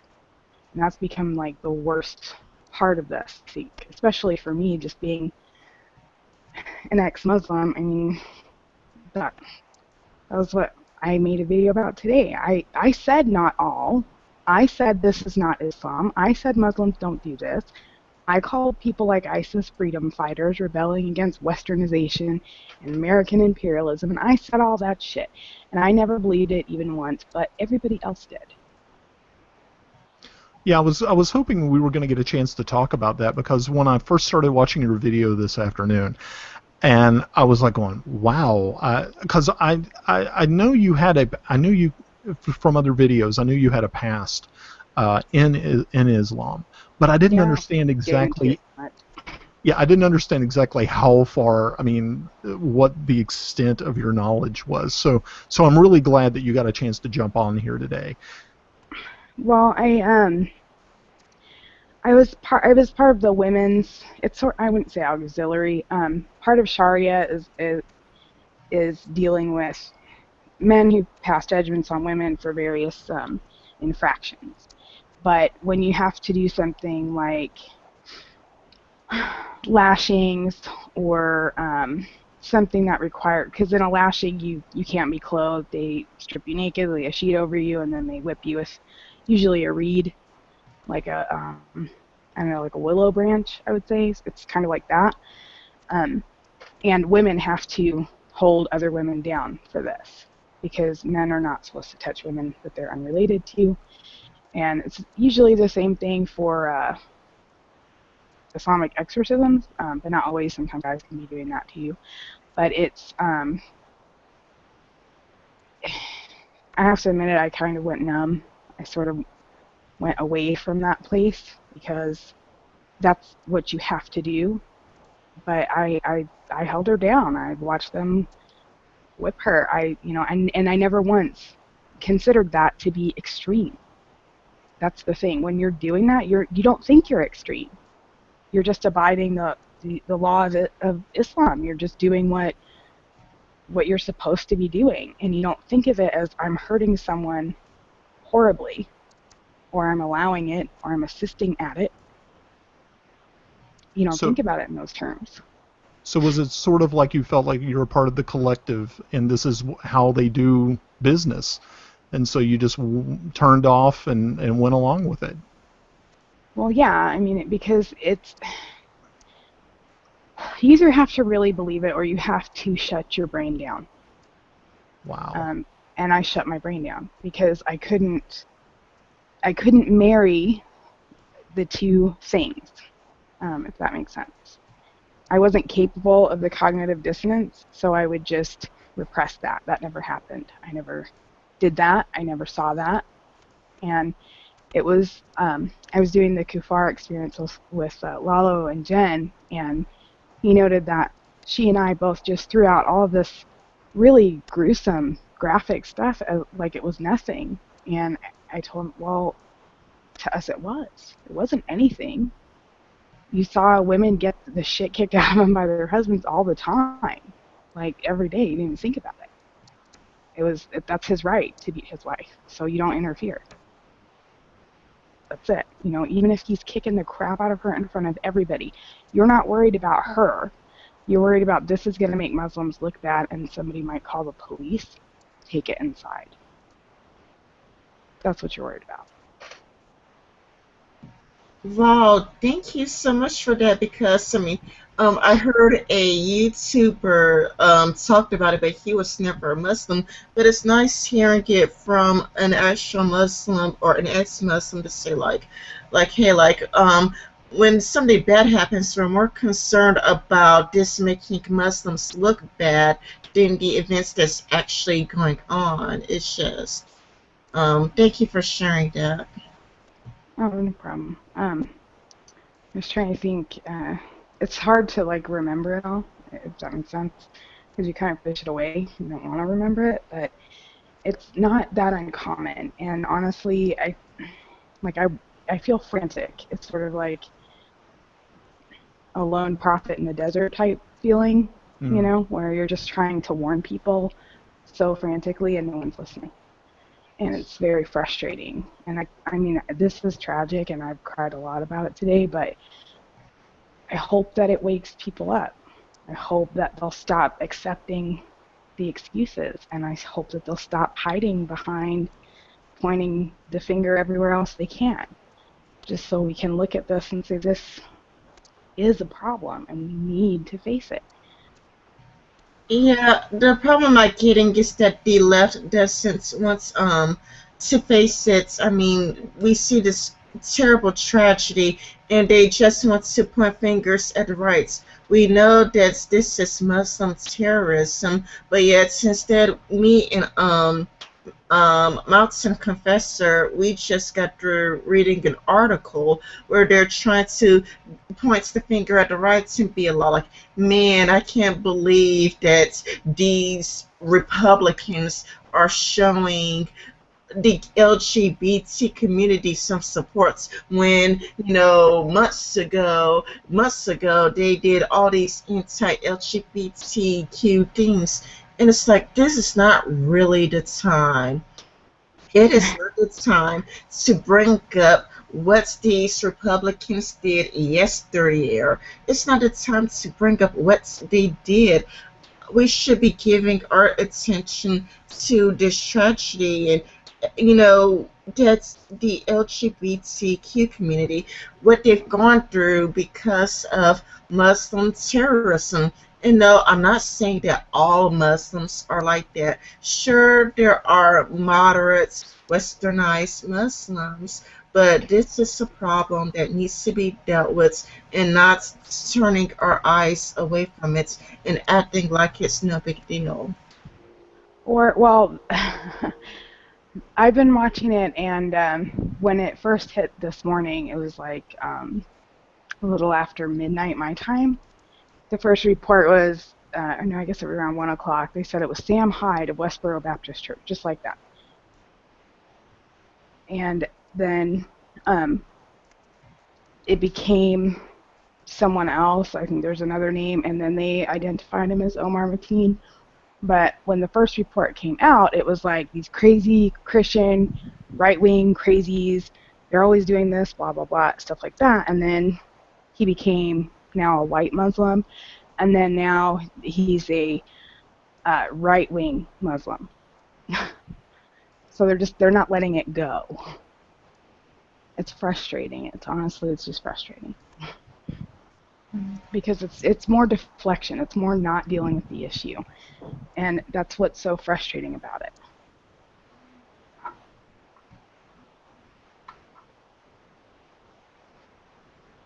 I had one real quick question for you, based Mama. Earlier in the this broadcast, I was talking about Islam, and I do not have a background in Islam. I've read the Quran and the Hadiths, and have tried to grasp some of this. But as I'm reading through them, and I wanted to know if this was your feeling too, or if I'm completely out of line, was that when you see these organizations out here, these Islamic terrorism organizations doing what they do, and then they go back and you can look in the Quran and the Hadiths and see, yeah, they're actually doing, they're following the letter of the scripture here. And I was wondering, I mean, I want to believe, and maybe I hope I'm not foolish, but I want to believe that there are Muslims out there who do not follow this. And I'm sure there has to be some good things that you can take from Islam. But I'm always kind of, I keep going back to their scriptures and going, I'm still looking for it. And you might know better, but I didn't know. Well, am I there's right? There's a lot that's borrowed from Judaism and Christianity, and those are the more peaceful things. The what they call the Meccan verses, or the Meccan surahs, the chapters, versus the Medina surahs or chapters. And what the difference is in Mecca, Muhammad didn't have any power or control really. He really didn't have that many followers. So he's very, very peaceful, etc., etc. And they like to quote this one hadith, you might know it, where Muhammad was praying and this woman like dumped garbage and camel guts all over him, and he didn't even get up to fight her, argue, and he just kept on praying and Mm-hmm. he stayed in the position until Aisha came in and like took all of the stuff off of him. What they don't tell you is the immediate next sentence where he cursed her to die, and then she died. Yeah. Right. So I mean, it's that kind of stuff where it's very, very selective about what is known, and there's a lot of quote mining that goes on with imams, with care, with things like that. I mean, I hate care is very obviously connected with these jihad groups. They're going to say they're not, but they have always been. They get all of their money from Saudi Arabia, just like most of the mosques do. And they're really, really pushing this. I don't want to call it extreme because it isn't. It's really fundamental Islam. It's not fundamentalist high babies the way that we think of fundamentalist Christians, where they're just kind of off their nut. They're not really following Jesus, and we're like, oh, okay, whatever, crazies, They're following the fundamentals. They're sticking to the text. They're doing exactly what they're told to do. And that's something people don't understand. So they want to believe Islam is a religion of peace, and they get these verses from the Meccan period that were all peace, love, and hippie shit. And that's what sold me. I mean, why wouldn't it? But they don't get the rest of it, where it's, kill them wherever you find them, strike at their necks, and cut off the tips of their fingers. There's 109 verses in the Quran that call for you to kill non-Muslims. Are there 109 verses in the entire biblical text that tell you to do that? Of course not. Yeah, I'm pretty sure I know that there are definitely parts in the Old and New Testament that can be quite violent and call for violence. But not I don't believe 109. That's an awful lot. I mean, there's parts of Buddhism that call for the violence. You're gonna start telling me we got Buddhist terrorists now, and it's all the same. It's all the same. That's kind of where I'm at with that. Like, I'm tired of hearing it's all the same, not all Muslims. It's because it's so ingrained in the text that you can't even say not all and still be talking about Muslims. Because if they accept the Quran, and they must in order to be a Muslim, they have to accept all of that too. And that's something that a lot of people who are, I wouldn't even say moderate Muslims, I would say nominal Muslims or cultural Muslims, they just sort of are because that's what they know. They don't read it. They don't really know about it. So they don't think about it. Does that make sense? No, that makes perfect sense. No, it's I was kind of wondering. Now I know that a lot of the texts, and I've also heard this as well, that the only way you should really read the Quran is in the Arabic. And Yeah. I know a lot of people, they don't speak Arabic, they can't read Arabic, and so Yeah. I'm wondering, sort of like maybe back in the way that before the Reformation, before they started printing Bibles. You pretty much had to go with what the Catholic priest told you was in the book. Yeah, because he could read Latin. That's right. And so I always kind of look at this as maybe this is the same sort of thing. We're waiting for somebody to. Yes and no. Yes and no. Okay. Because, well, even if you read in Arabic, because I read in Arabic, my daughter reads in Arabic, it's pretty clear. But even if you can read it yourself and understand it, you still have to defer to imams for interpretation, even though you can read it in the Arabic. Ah. So you can read it in the Arabic all you want to, but you're not supposed to interpret it for yourself. You're supposed to always refer to tafsir, which is like rulings or interpretations of Quran and Hadith. So an imam will issue a tafsir or even a fatwa concerning something. Fatwas aren't always death warrants, by the way. I think a lot of people think they are, but fatwa is a ruling, usually by a Sharia judge or an imam. Like I got a fatwa of divorce from my ex-husband, so it's just a ruling. But it doesn't matter if you can read it. You always have to defer to an imam or a scholar, uh, because you're not considered capable of understanding it on your own without interpretation. So Oh, you have okay. most people that don't even bother to read it anyway because they just listen to their imam.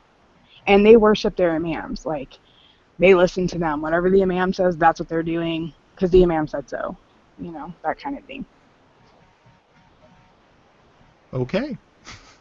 Wow, this has been very educational for me. I mean, I've really learned a lot from Base Mama. Thank you so much. Oh, no problem anytime. Sorry for the noise. My kids are playing, so. It's okay. I have a fan running in the background. It's really, really hot without the fan. Okay, I just want to make sure the noise isn't like killing everything. um, but I don't know if there's anything else. My daughter and I were talking about it when the Paris attacks happened. Um, there was this is what you get for Western imperialism attitude. And then it took about, like with 9/11, by the end of the day, it was the Jews. Like by the end of the day. With Paris, it took a little bit longer, but they managed to get around to it that a couple of days later, they were already working out like a conspiracy theory that it was the Jews who did it. And it always kind of becomes that within the Islamic community for the people who don't want to admit that it's Islam. It becomes the Jews. And for those that are fine with it being Islam, they'll say it's, Allah is punishing the West. That's a big thing. It's said all the time. Every time this happens, that's what you hear. But you don't tell people that, obviously. Yeah, Well, to me, one of the problems is that, like, whenever people try to say, well, it's the Muslim community who's doing this, I mean, people get bombarded with, well, you're a racist, even though I don't know how that even works, because Muslim is not even a race. Muslim is just a follower of Islam. Yet, if you ever try to say, hey, there's a problem with Islam, you just get bombarded with, well, you're a racist and you're a bigot and you're discriminating against them and they're so oppressed now because of you and they just want to live their lives in peace. They just want to live a good, decent life and not harm anybody. It's a very peaceful religion, and the people who are doing this are just extremists who got the Quran all wrong, and it's the cultural Muslims who've got it right, and the Muslims who are bumming everybody, they got it wrong. And it's like you can't criticize Islam in the slightest and how it affects people without getting called a racist. it's kind of a no-win. Um, when you criticize, you just have to be ready for it, basically. Because I ask people all the time, if you have practically every ex-Muslim telling you it is all because it's so endemic in the religion, and like I said, you have nominal Muslims who've never bothered to look at it. They've just been Muslim their whole lives, doing their thing, whatever. They're really not the issue. But the support system is the issue, and people don't realize how large that really is. Hmm. Yeah. And so what I'm taking from this is pretty much the radicalization as the fundamentalization is coming from the mosques themselves, from the imams. Oh yeah, I heard it here plenty. Yeah. Okay. Here in the U.S., there's, gosh, actually, I went to the same mosque as one of the Garland, Texas shooters. You know, Wow. you heard it here. I mean, the imam didn't say it at his Friday sermon. He would get together in a little crowd of people afterwards, and they would sit and talk about, what can we do about, you know, these fucking kuffar. That was every Friday. hour and a half of this because I was married, so I couldn't go anywhere by myself, so I just had to stand there and listen. Um, honestly, one of the best things about wearing a burqa is that you disappear and people forget that you're there. So you hear a lot of things that they probably wouldn't say in front of, um, an American convert if they had known, because they all assumed that I was from Saudi Arabia. So they would just, and they thought I didn't speak English because when you wear the burqa, you can't talk to men. You can't, speak out loud. You can't wear jewelry that jingles. You can't, I mean, there's a lot of behavioral restrictions that go with it. So I was silent all the time. But that just made them assume, again, that I didn't speak English, and so they would go out of their way to speak English. So you had some Saudis, not many Kuwaitis really. It kind of isn't their bag. But you had, like, especially Pakistanis, because they're mostly Salafists, and Salafists are very hardline Muslims. Um, that's where a lot of the extremism comes from. Are mostly two schools. That's the prevailing Wahhabism from Saudi Arabia, and then the Salafist sect, which is mostly in India and Pakistan. And they're very extreme. The Salafist reaches even over to, like, Afghanistan and Tajikistan and all of the stands, really. And they're very hardline. They follow the books 100%, and there's a lot of tension about how to implement Sharia perfectly. Does it make sense? Like, it's not whether someone should die, it's how they should die, and that's the argument. Does that make sense? Okay, this has been extremely eye-opening for me because like I said, I've read the books, read some things written by other folks, but I've never actually had a chance to sit down and talk with someone who lived it. So I'm really glad that you decided to come on and talk with us today about this. This is very good stuff, and I'm hoping other people who are listening and people in the future who see this this video, they get something from this. Skep, she, let me see if I can get a hold of her. She lived in Pakistan, and wow, she saw it for what it was, up close and personal and all up in your business. So it was, my experiences mostly in the U.S., and I went to India because that's where my husband was from. But there's villages that are entirely Muslim there, and Hindus and Sikhs just stay away from them, But it's kind of, how do I put it? They avoid each other because they know they have the number of each other, Does that make sense? They know to stay away from Muslims because they know that you don't interfere with them. The backlash, like if they kill somebody, it's not that big a deal. Like when I was there, I was only there for 2 weeks, and this guy stabbed and beheaded his wife in the street. I didn't see it happen, but I saw her in the street.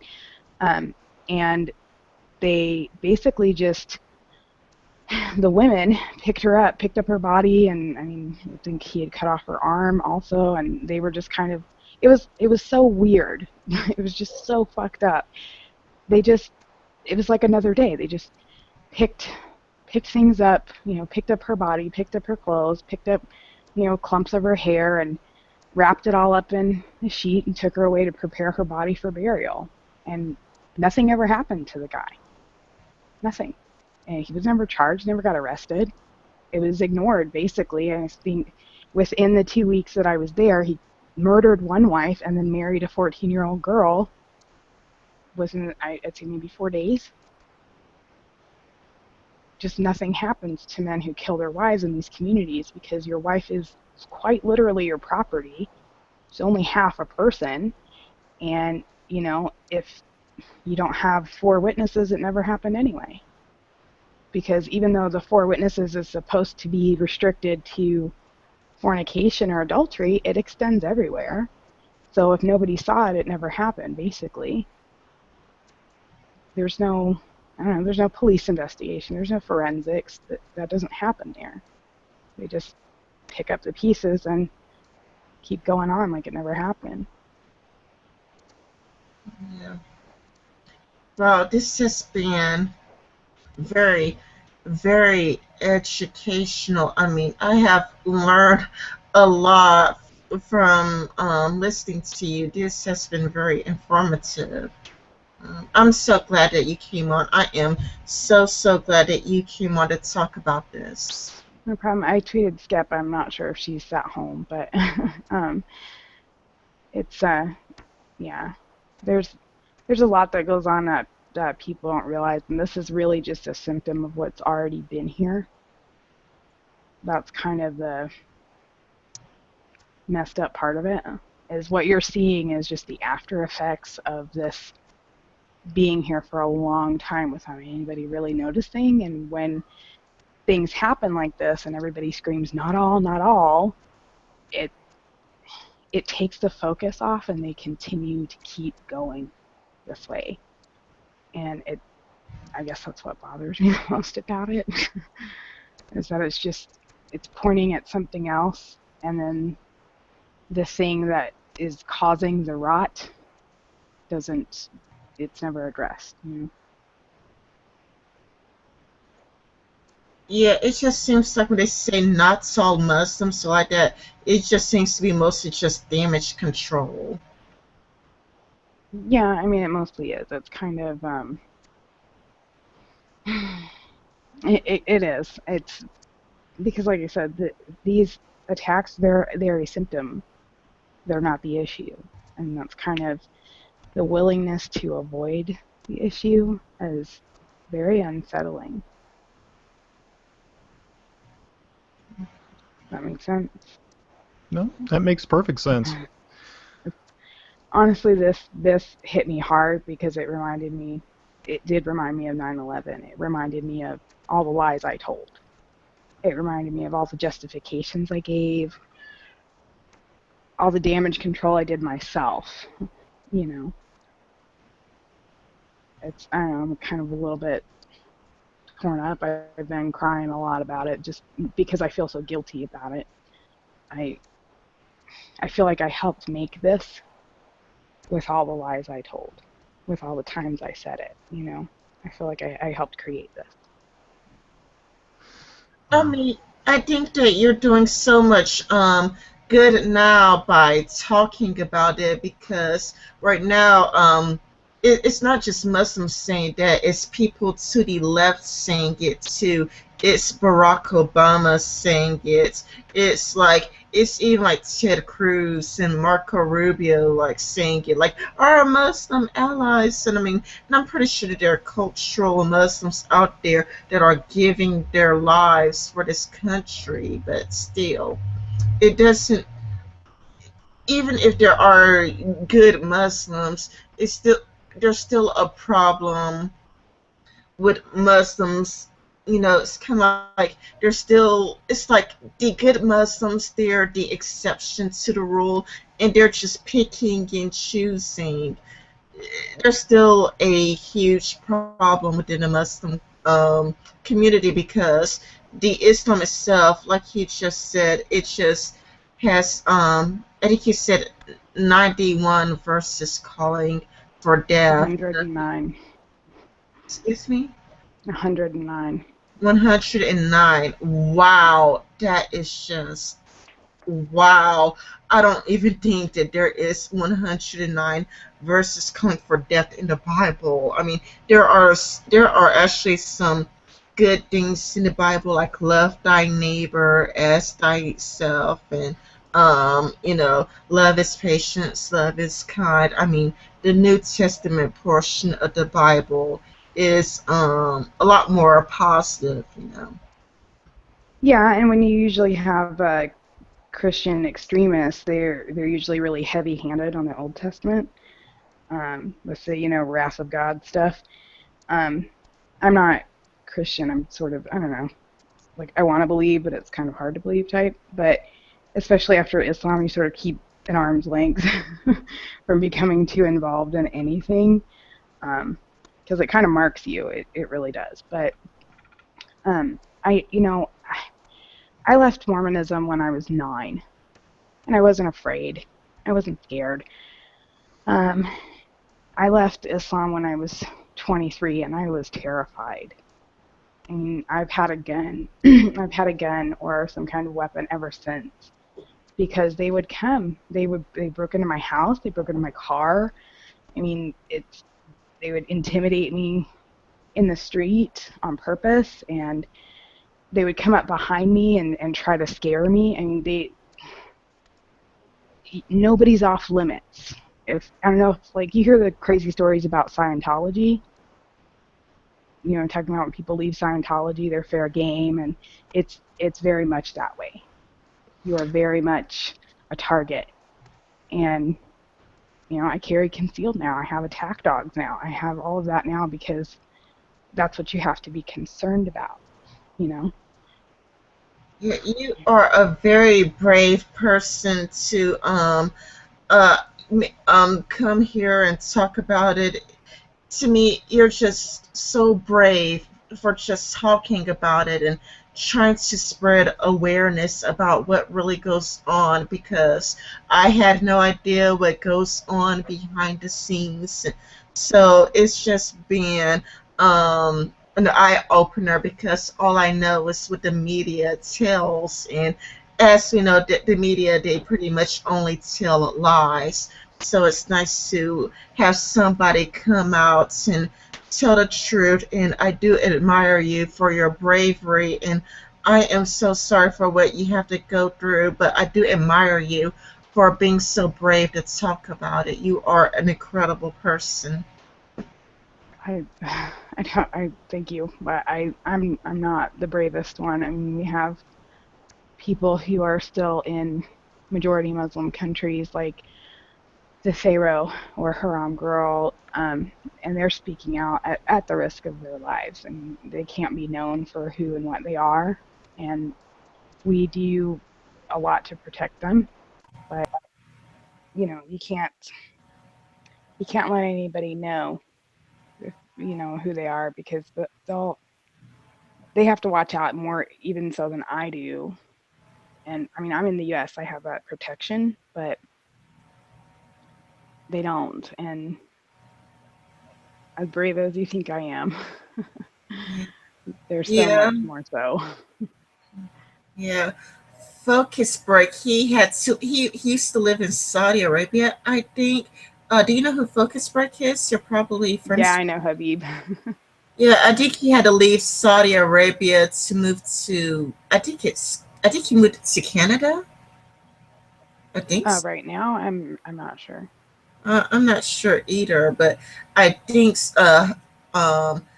Focus Break left Saudi Arabia. I think he did because he became an atheist. Yeah, you can't live in Saudi Arabia as an atheist. Um, they admit themselves that there's about 15% of the population that are atheists, but they don't. Technically, you're not allowed to live there. Like, you can be jailed for being an atheist in Saudi Arabia. It's actually criminalized there, and a few other countries. I think I'm trying to remember them all. Honestly, there's been so much shift in the Middle East in the last few years that it's kind of hard to know who's in charge everywhere. um, it's you can't. Well, Saudi Arabia just last year um, released a statement that said if you came out as gay online, that it would no longer require Sharia court to kill you, which is basically kind of a backhanded way of saying that you can kill gay people and you're not going to be prosecuted for it. Because when you say you don't have to involve the Sharia court for something, that means that the person who implements the aspect of Sharia isn't liable for it. So now you can do that and it's okay. It's that kind of stuff that just is just mind boggling that people don't catch this when they see it. Now, Saudi Arabia is also on the UN Human Rights Council, but you can be beaten and jailed for something as simple as singing, playing music, whistling, even. I mean, it's just ridiculous. Yeah. But we're still calling them ally. It's we have to ask ourselves. I think as Americans, I think we need to ask ourselves, what is important to us? What do we really value?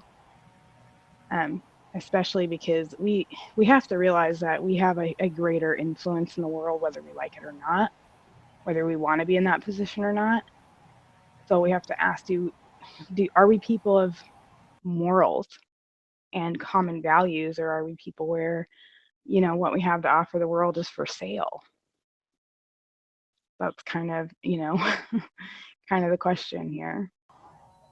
Yeah, I totally agree with you. Like, I do think that the left does also do a very good job protecting the Muslim fundamentalists. You know, because it's kind of like they would say things like, I've seen articles saying this is why we need gun control, when really it's kind of like it's the problem is not the good decent people with a gun. The problem is people are influenced by an ideology to do terrible things, and the left, they're trying to do two things at once that's conflicted with each other. They want to be pro LGBT, like we're on the side of the LGBT community, but then they want to say that they're pro Islam, and it's kind of like, well, which is it? Because Islam calls for the death of gays. You can't say that you're pro LGBTQ community and the pro Islam at the same time, because it doesn't make any sense. Yeah, you have to pick which side you're on. you know, it's but they're not going to. I mean, they're not going to. I mean, the evidence is there. It's there for everyone. It's not hard to find, but they won't look. And that's really the biggest problem because it's easier to just push it aside and say, well, that's not really Islam. I mean, they say ISIS aren't Muslims. If ISIS are not Muslims, how come, 10 minutes of every 12-minute beheading video is Quran and Hadith and the justification for why they're doing what they're doing right now? Because it's just part of the religion, you know. There's so many hadiths like the prophet said the best jihad is the one whose blood is shed and his horse is wounded. So like, but they'll tell you jihad means inner struggle. Well, clearly it doesn't. When your strong hadiths tell you to kill, but your weak hadiths tell you to, have some introspection. It's you just can't live in both minds. And I think that's what they're trying to do and trying to get everybody else to do and Yeah. just shoo it away. But I mean, ban guns all you want to. It's not going to stop anything. They'll just start bombing more. It's like, okay, we had 9/11. You gonna ban airplanes? I mean, be sensible. To say that, if I take this tool away from you, you won't pick up another one and do exactly what you were intending to do anyway is ridiculous. It's just, it's infuriating, to be honest. It's just infuriating. Yeah, it endangers the good, decent people who want to have guns, because the good, decent people, they would follow the laws, but the terrorists, they're not going to follow the laws. Not only that, but they'll probably just make a bomb. You can make a homemade bomb, and it's kind of like if they're willing to suicide their bomb, I mean, it's like they killed themselves along with the all the other people that they would like to kill, you know. Well, that means you're a martyr and you automatically go to heaven. In some schools, your family goes also to paradise by your martyrdom. So they don't really care if they die. So it doesn't matter. Like, I mean, You're right. All it really does, disarming follow laws that allowed themselves to be disarmed, they really aren't your problem in the first place. So, I mean, what is that figure? There's something like 300 million legally owned guns in the US. If the guns were the problem, we'd all already be dead. It's just at this point it's all academic. You're just arguing over nothing. It's just frustrating. Yeah. Yeah, yeah, it's because the left is trying to say that Muslim is a race when it's not. It's a follower of Islam, and they're trying to leave everybody so scared and so afraid of being called a racist, and they're thinking, well, I'm not a racist, so I'm pro-Islam, and they're trying to be pro-Islam so they won't be called a racist. It's really Well, you can't just be racist anyway because you're not white. And we all know that is the truth. It was a joke, sorry. Because that's what they tell you. It's always the white people. It's always the white people. Well, when? Well, that's what I was saying. They try to blame a white guy at first. Like, that's so ridiculous. Anyway. But yeah, they try to say you're racist. They try to say you're Islamophobic. They try to say, I mean, everything. I've even gotten tweets from other people in the LGBT community who say, I can't believe you're being so Islamophobic. It's like, yeah, I am. I don't want to die. I like living. Of course, I'm going to be Islamophobic. Who wouldn't be? I mean, if you're an ex-Muslim, you better be. I mean, honestly, well, you do have ex-Muslims like Sarah Hayter, or you have Reform Muslims like Majid Nawaz, and they make excuses basically. And instead of just facing it head on, I get frustrated with reformers because not every reformer is the same. Obviously, people are different, but like Tariq Fatah is a better reformer than Majid Nawaz because he's not afraid to say, I believe in this, I don't ascribe to the violence, but understand that most do. And he's not afraid to say how they operate. He's not afraid to say how the system is set up. He's not afraid to explain why you don't need more than one Muslim to commit an act of terror, because you don't.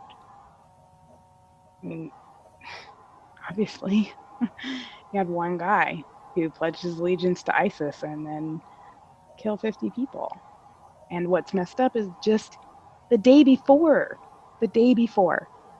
in the mosque, because I do still keep tabs on what goes on there. Friday, we had imams, because they don't usually write their sermons and stuff. It's usually like, the subject matter is set out for them. So Friday, we were going to have a conversation about the inherent evil of gays. And then Saturday, we got a nightclub shot up. I mean, to me, it's very suspicious. And it kind of explains everything. You don't need more than one guy.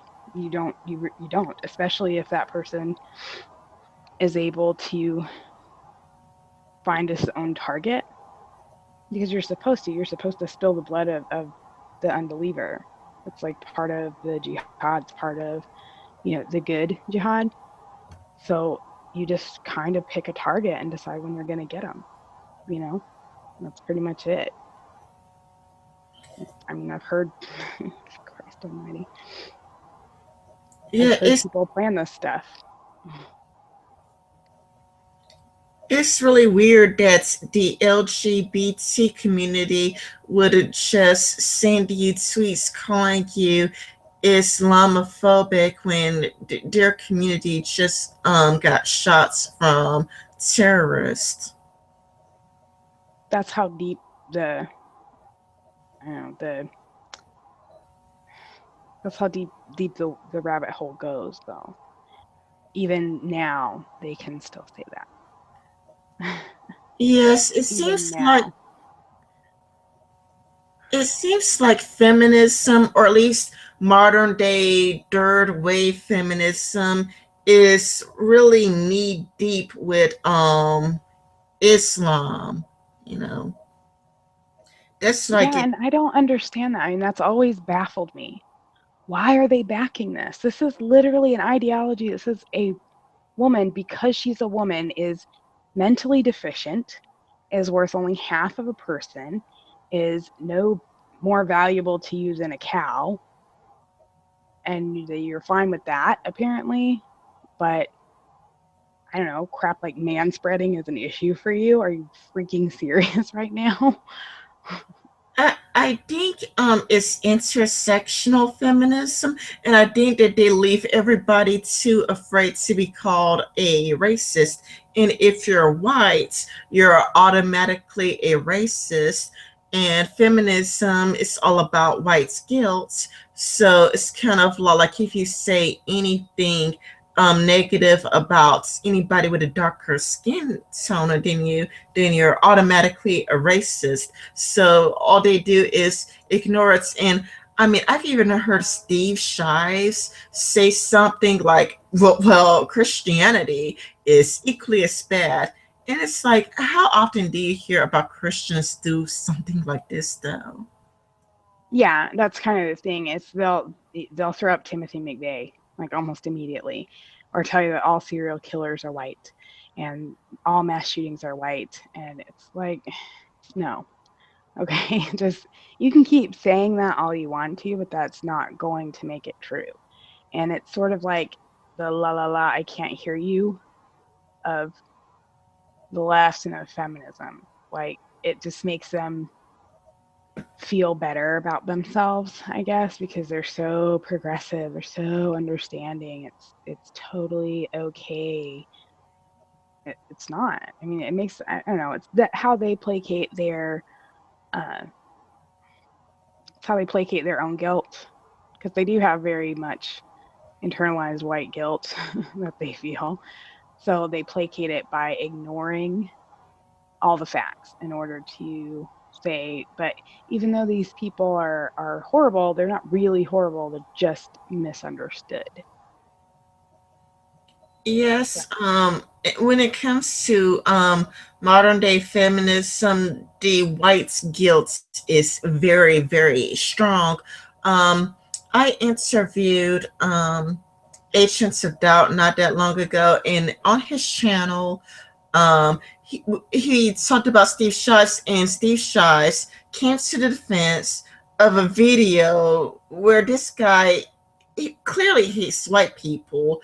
It's a black mhm. guy, and he clearly hates white people with a fiery passion. And Steve Shives was defending his racist behavior. Like, yeah, white people are just terrible scum, you know. I've heard it. I mean, not from that guy probably, but yeah, I mean, I've heard a lot of racism fly around, and I've heard it be, I've seen and heard feminists, particularly male feminists, defend it and say that, really it is our fault because he wouldn't be this mad if we weren't so bad. That's pretty much the idea. They wouldn't be doing this or saying this if it wasn't for us, you know. Yes, it's kind of like feminism is the religion where if you are white, then you are inherently evil. But if you're not white, then you are inherently good. Like if you are, it's a battle of the oppression points. It's kind of like if you are Muslim or black, you are really, really good. But it seems like now they're turning their backs on the LGBT community in a sense. Like they're defending their murderers. It's like you're defending the people who just murdered the LGBT community, people of the LGBT community. How could you just defend the murderers and just feel like you're such a good person? Well, I mean, because they're so like they're really, really, really convinced that they're on the right side of everything, that they're doing good, that they're, defending the right people, and not all. It's just, it's honestly, it's like listening to parrots squawk. It really is. Just not all, not all. You see 1,000 times every single time this happens. It's kind of like they're trying to assuage whatever guilt they think they have or they think that they feel. Of course, they didn't create it, but they feel anyway, and they try to assuage that by constantly saying not all, not all, and they call it virtue signaling, but it's kind of a narcissistic trait to say look how good and progressive I am. So it's not even really like an act of kindness like they think it is. It's just them saying look how great I am. Yeah, Does that make sense? It's BS. though that seems to exist in different ideologies, like even Christianity, even, it's like when you look at different ideologies, it does seem like people are caught up with, like, look at how good I am. It's kind of like the more a person follows the Bible, say, look at how good I am. I'm so good. I follow the Bible. Or look at how good I am. Look at how progressive I am in intersectional feminism. Aren't I such a good person? It does seem like when it comes to different ideologies, there is some narcissism at play of how good of a person I am because of how obedient I am to this ideology. That's interesting. You should say that. My fiance just brought that up. That a lot of it is also out of fear because they know that it's violent and they're afraid, and so they're trying to bow to show that they're it's sort of pack orderish. They're trying to show that they're submissive to it, and maybe if they say not all enough, that they won't come after them, sort of like appeasing them. Um, like most of Europe did with Hitler. If you just say okay and coming, they won't kill you too. You know. Yeah, I read an article about it from Nick Cohen, I think. Let me try to pull it up. But basically the article has been saying that people are in the West are afraid, and I do think that that's also partially to do with it. That they're afraid of being attacked, so they think that they'll appease the enemy, and if they appease them, then nobody will come after them. And I would put it in the chats for anybody who wants to look at it. Um, Nick Cohen, shame on the liberals. Shame on the liberals. Yeah. And I'll put this on. Who rationalize terror. Yeah, Yeah. rationalize terror. And I'll put it on side chats if you want to look at it. It was an interesting article. I read it with Nick Carroll. I read it Mm-hmm. live with Nick Carroll, so everybody could follow along with Oh, what that was both really of cool. us have to think about it. Mm-hmm. Yeah. Um, Sorry, I was reading like, oh, you're but reading the article? yeah. I can read it if you want. Mm, yeah. It's just I can't. I'm. Yeah, you definitely had to read it and read it again.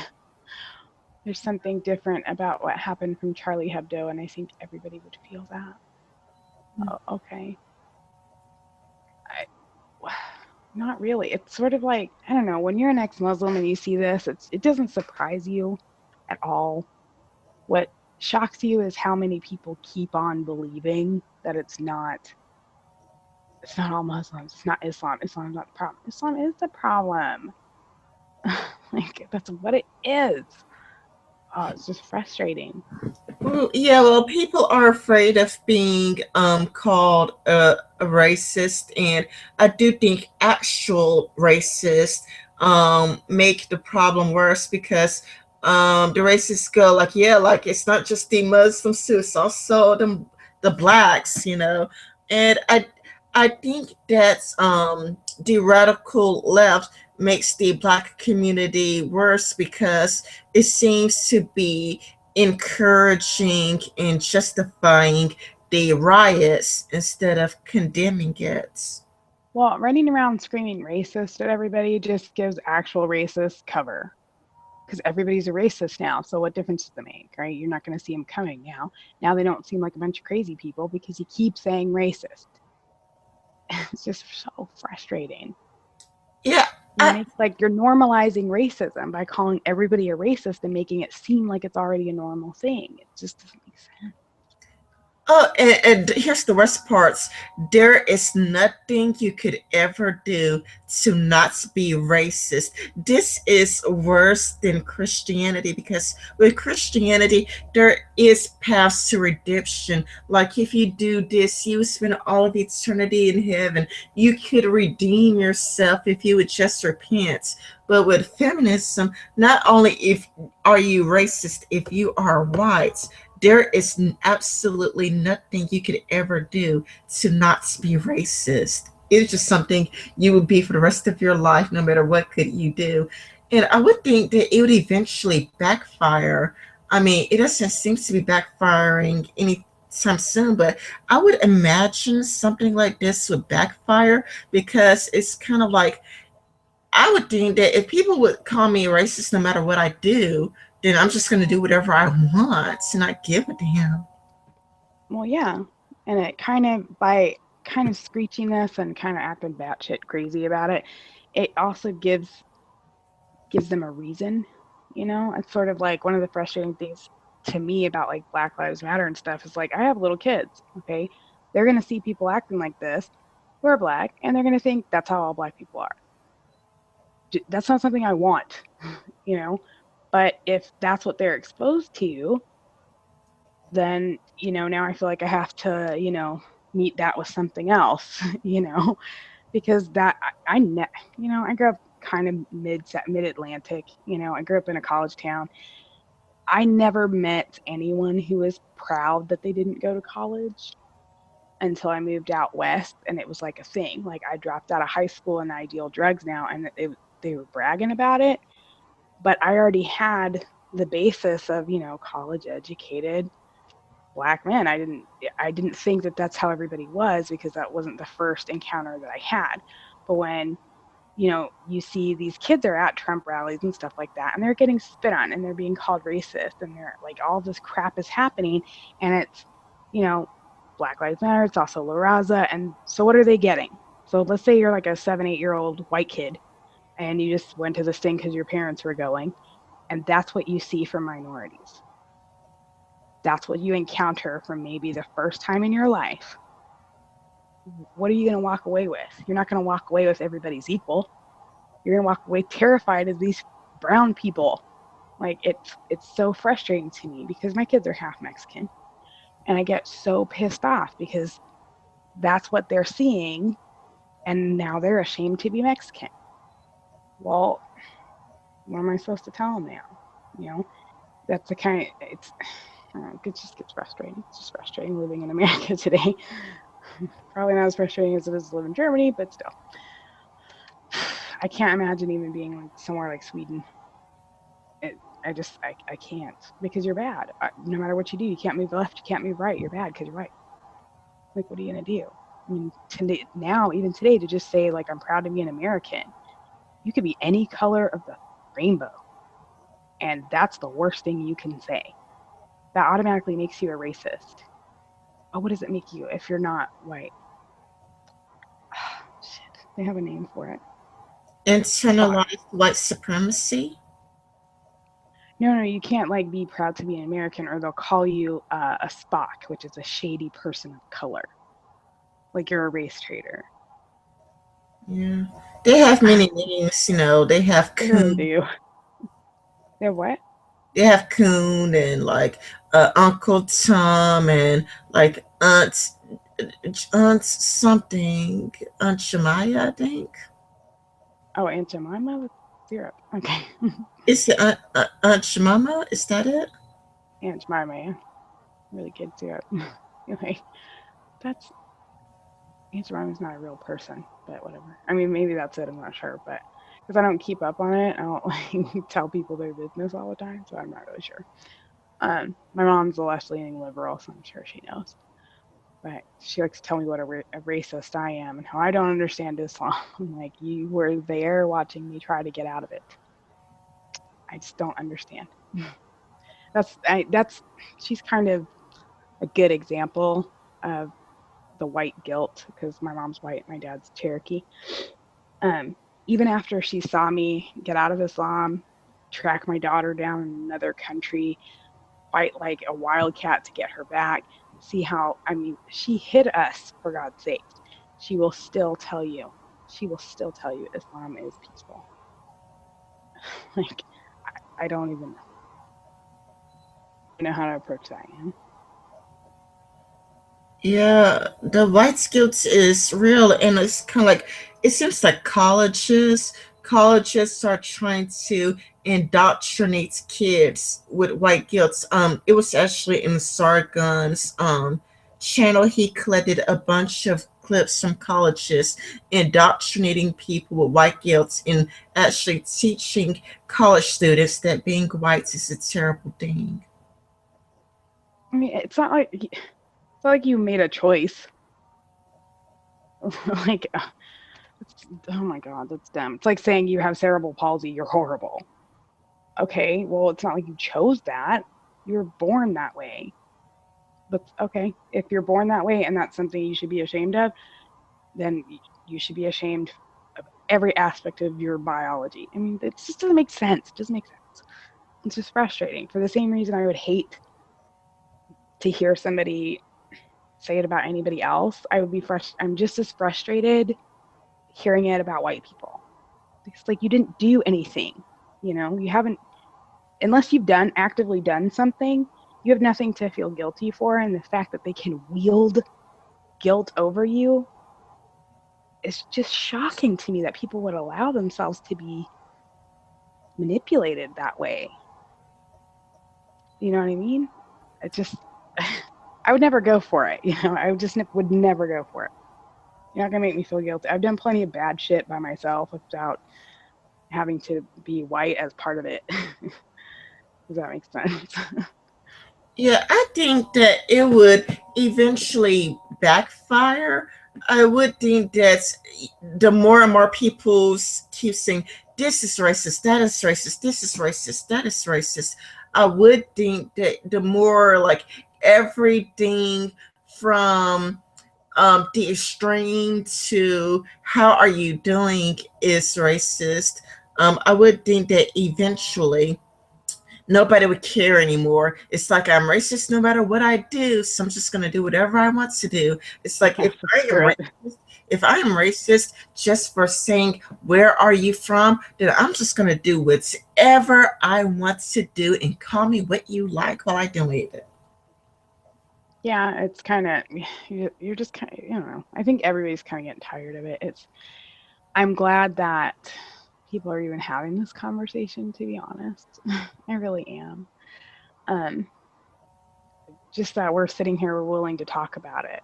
And we're willing to say, you know, I think there's something to this as opposed to freaking out and trying to be understanding. I mean, we tried that. We've tried that for 15 years. It's not working, you know? And it's good that we're saying, you know, we've had more and more restrictive gun laws. It hasn't changed anything. You're still killing people. It's it's not going to do you any good. It's just you're just fooling yourself at this point, you know. Yeah, I But totally agree with you. and I have to go feed my kids dinner. Oh, well, it's been nice having you on, and I'll guess I'll end it here. And I would like to thank everybody for watching. And again, I would like to thank you for coming on, and you're welcome back anytime. No problem. Well, I guess bye to Mountain Confessor next time you talk to him. Bye, everyone. Bye, all. Thanks.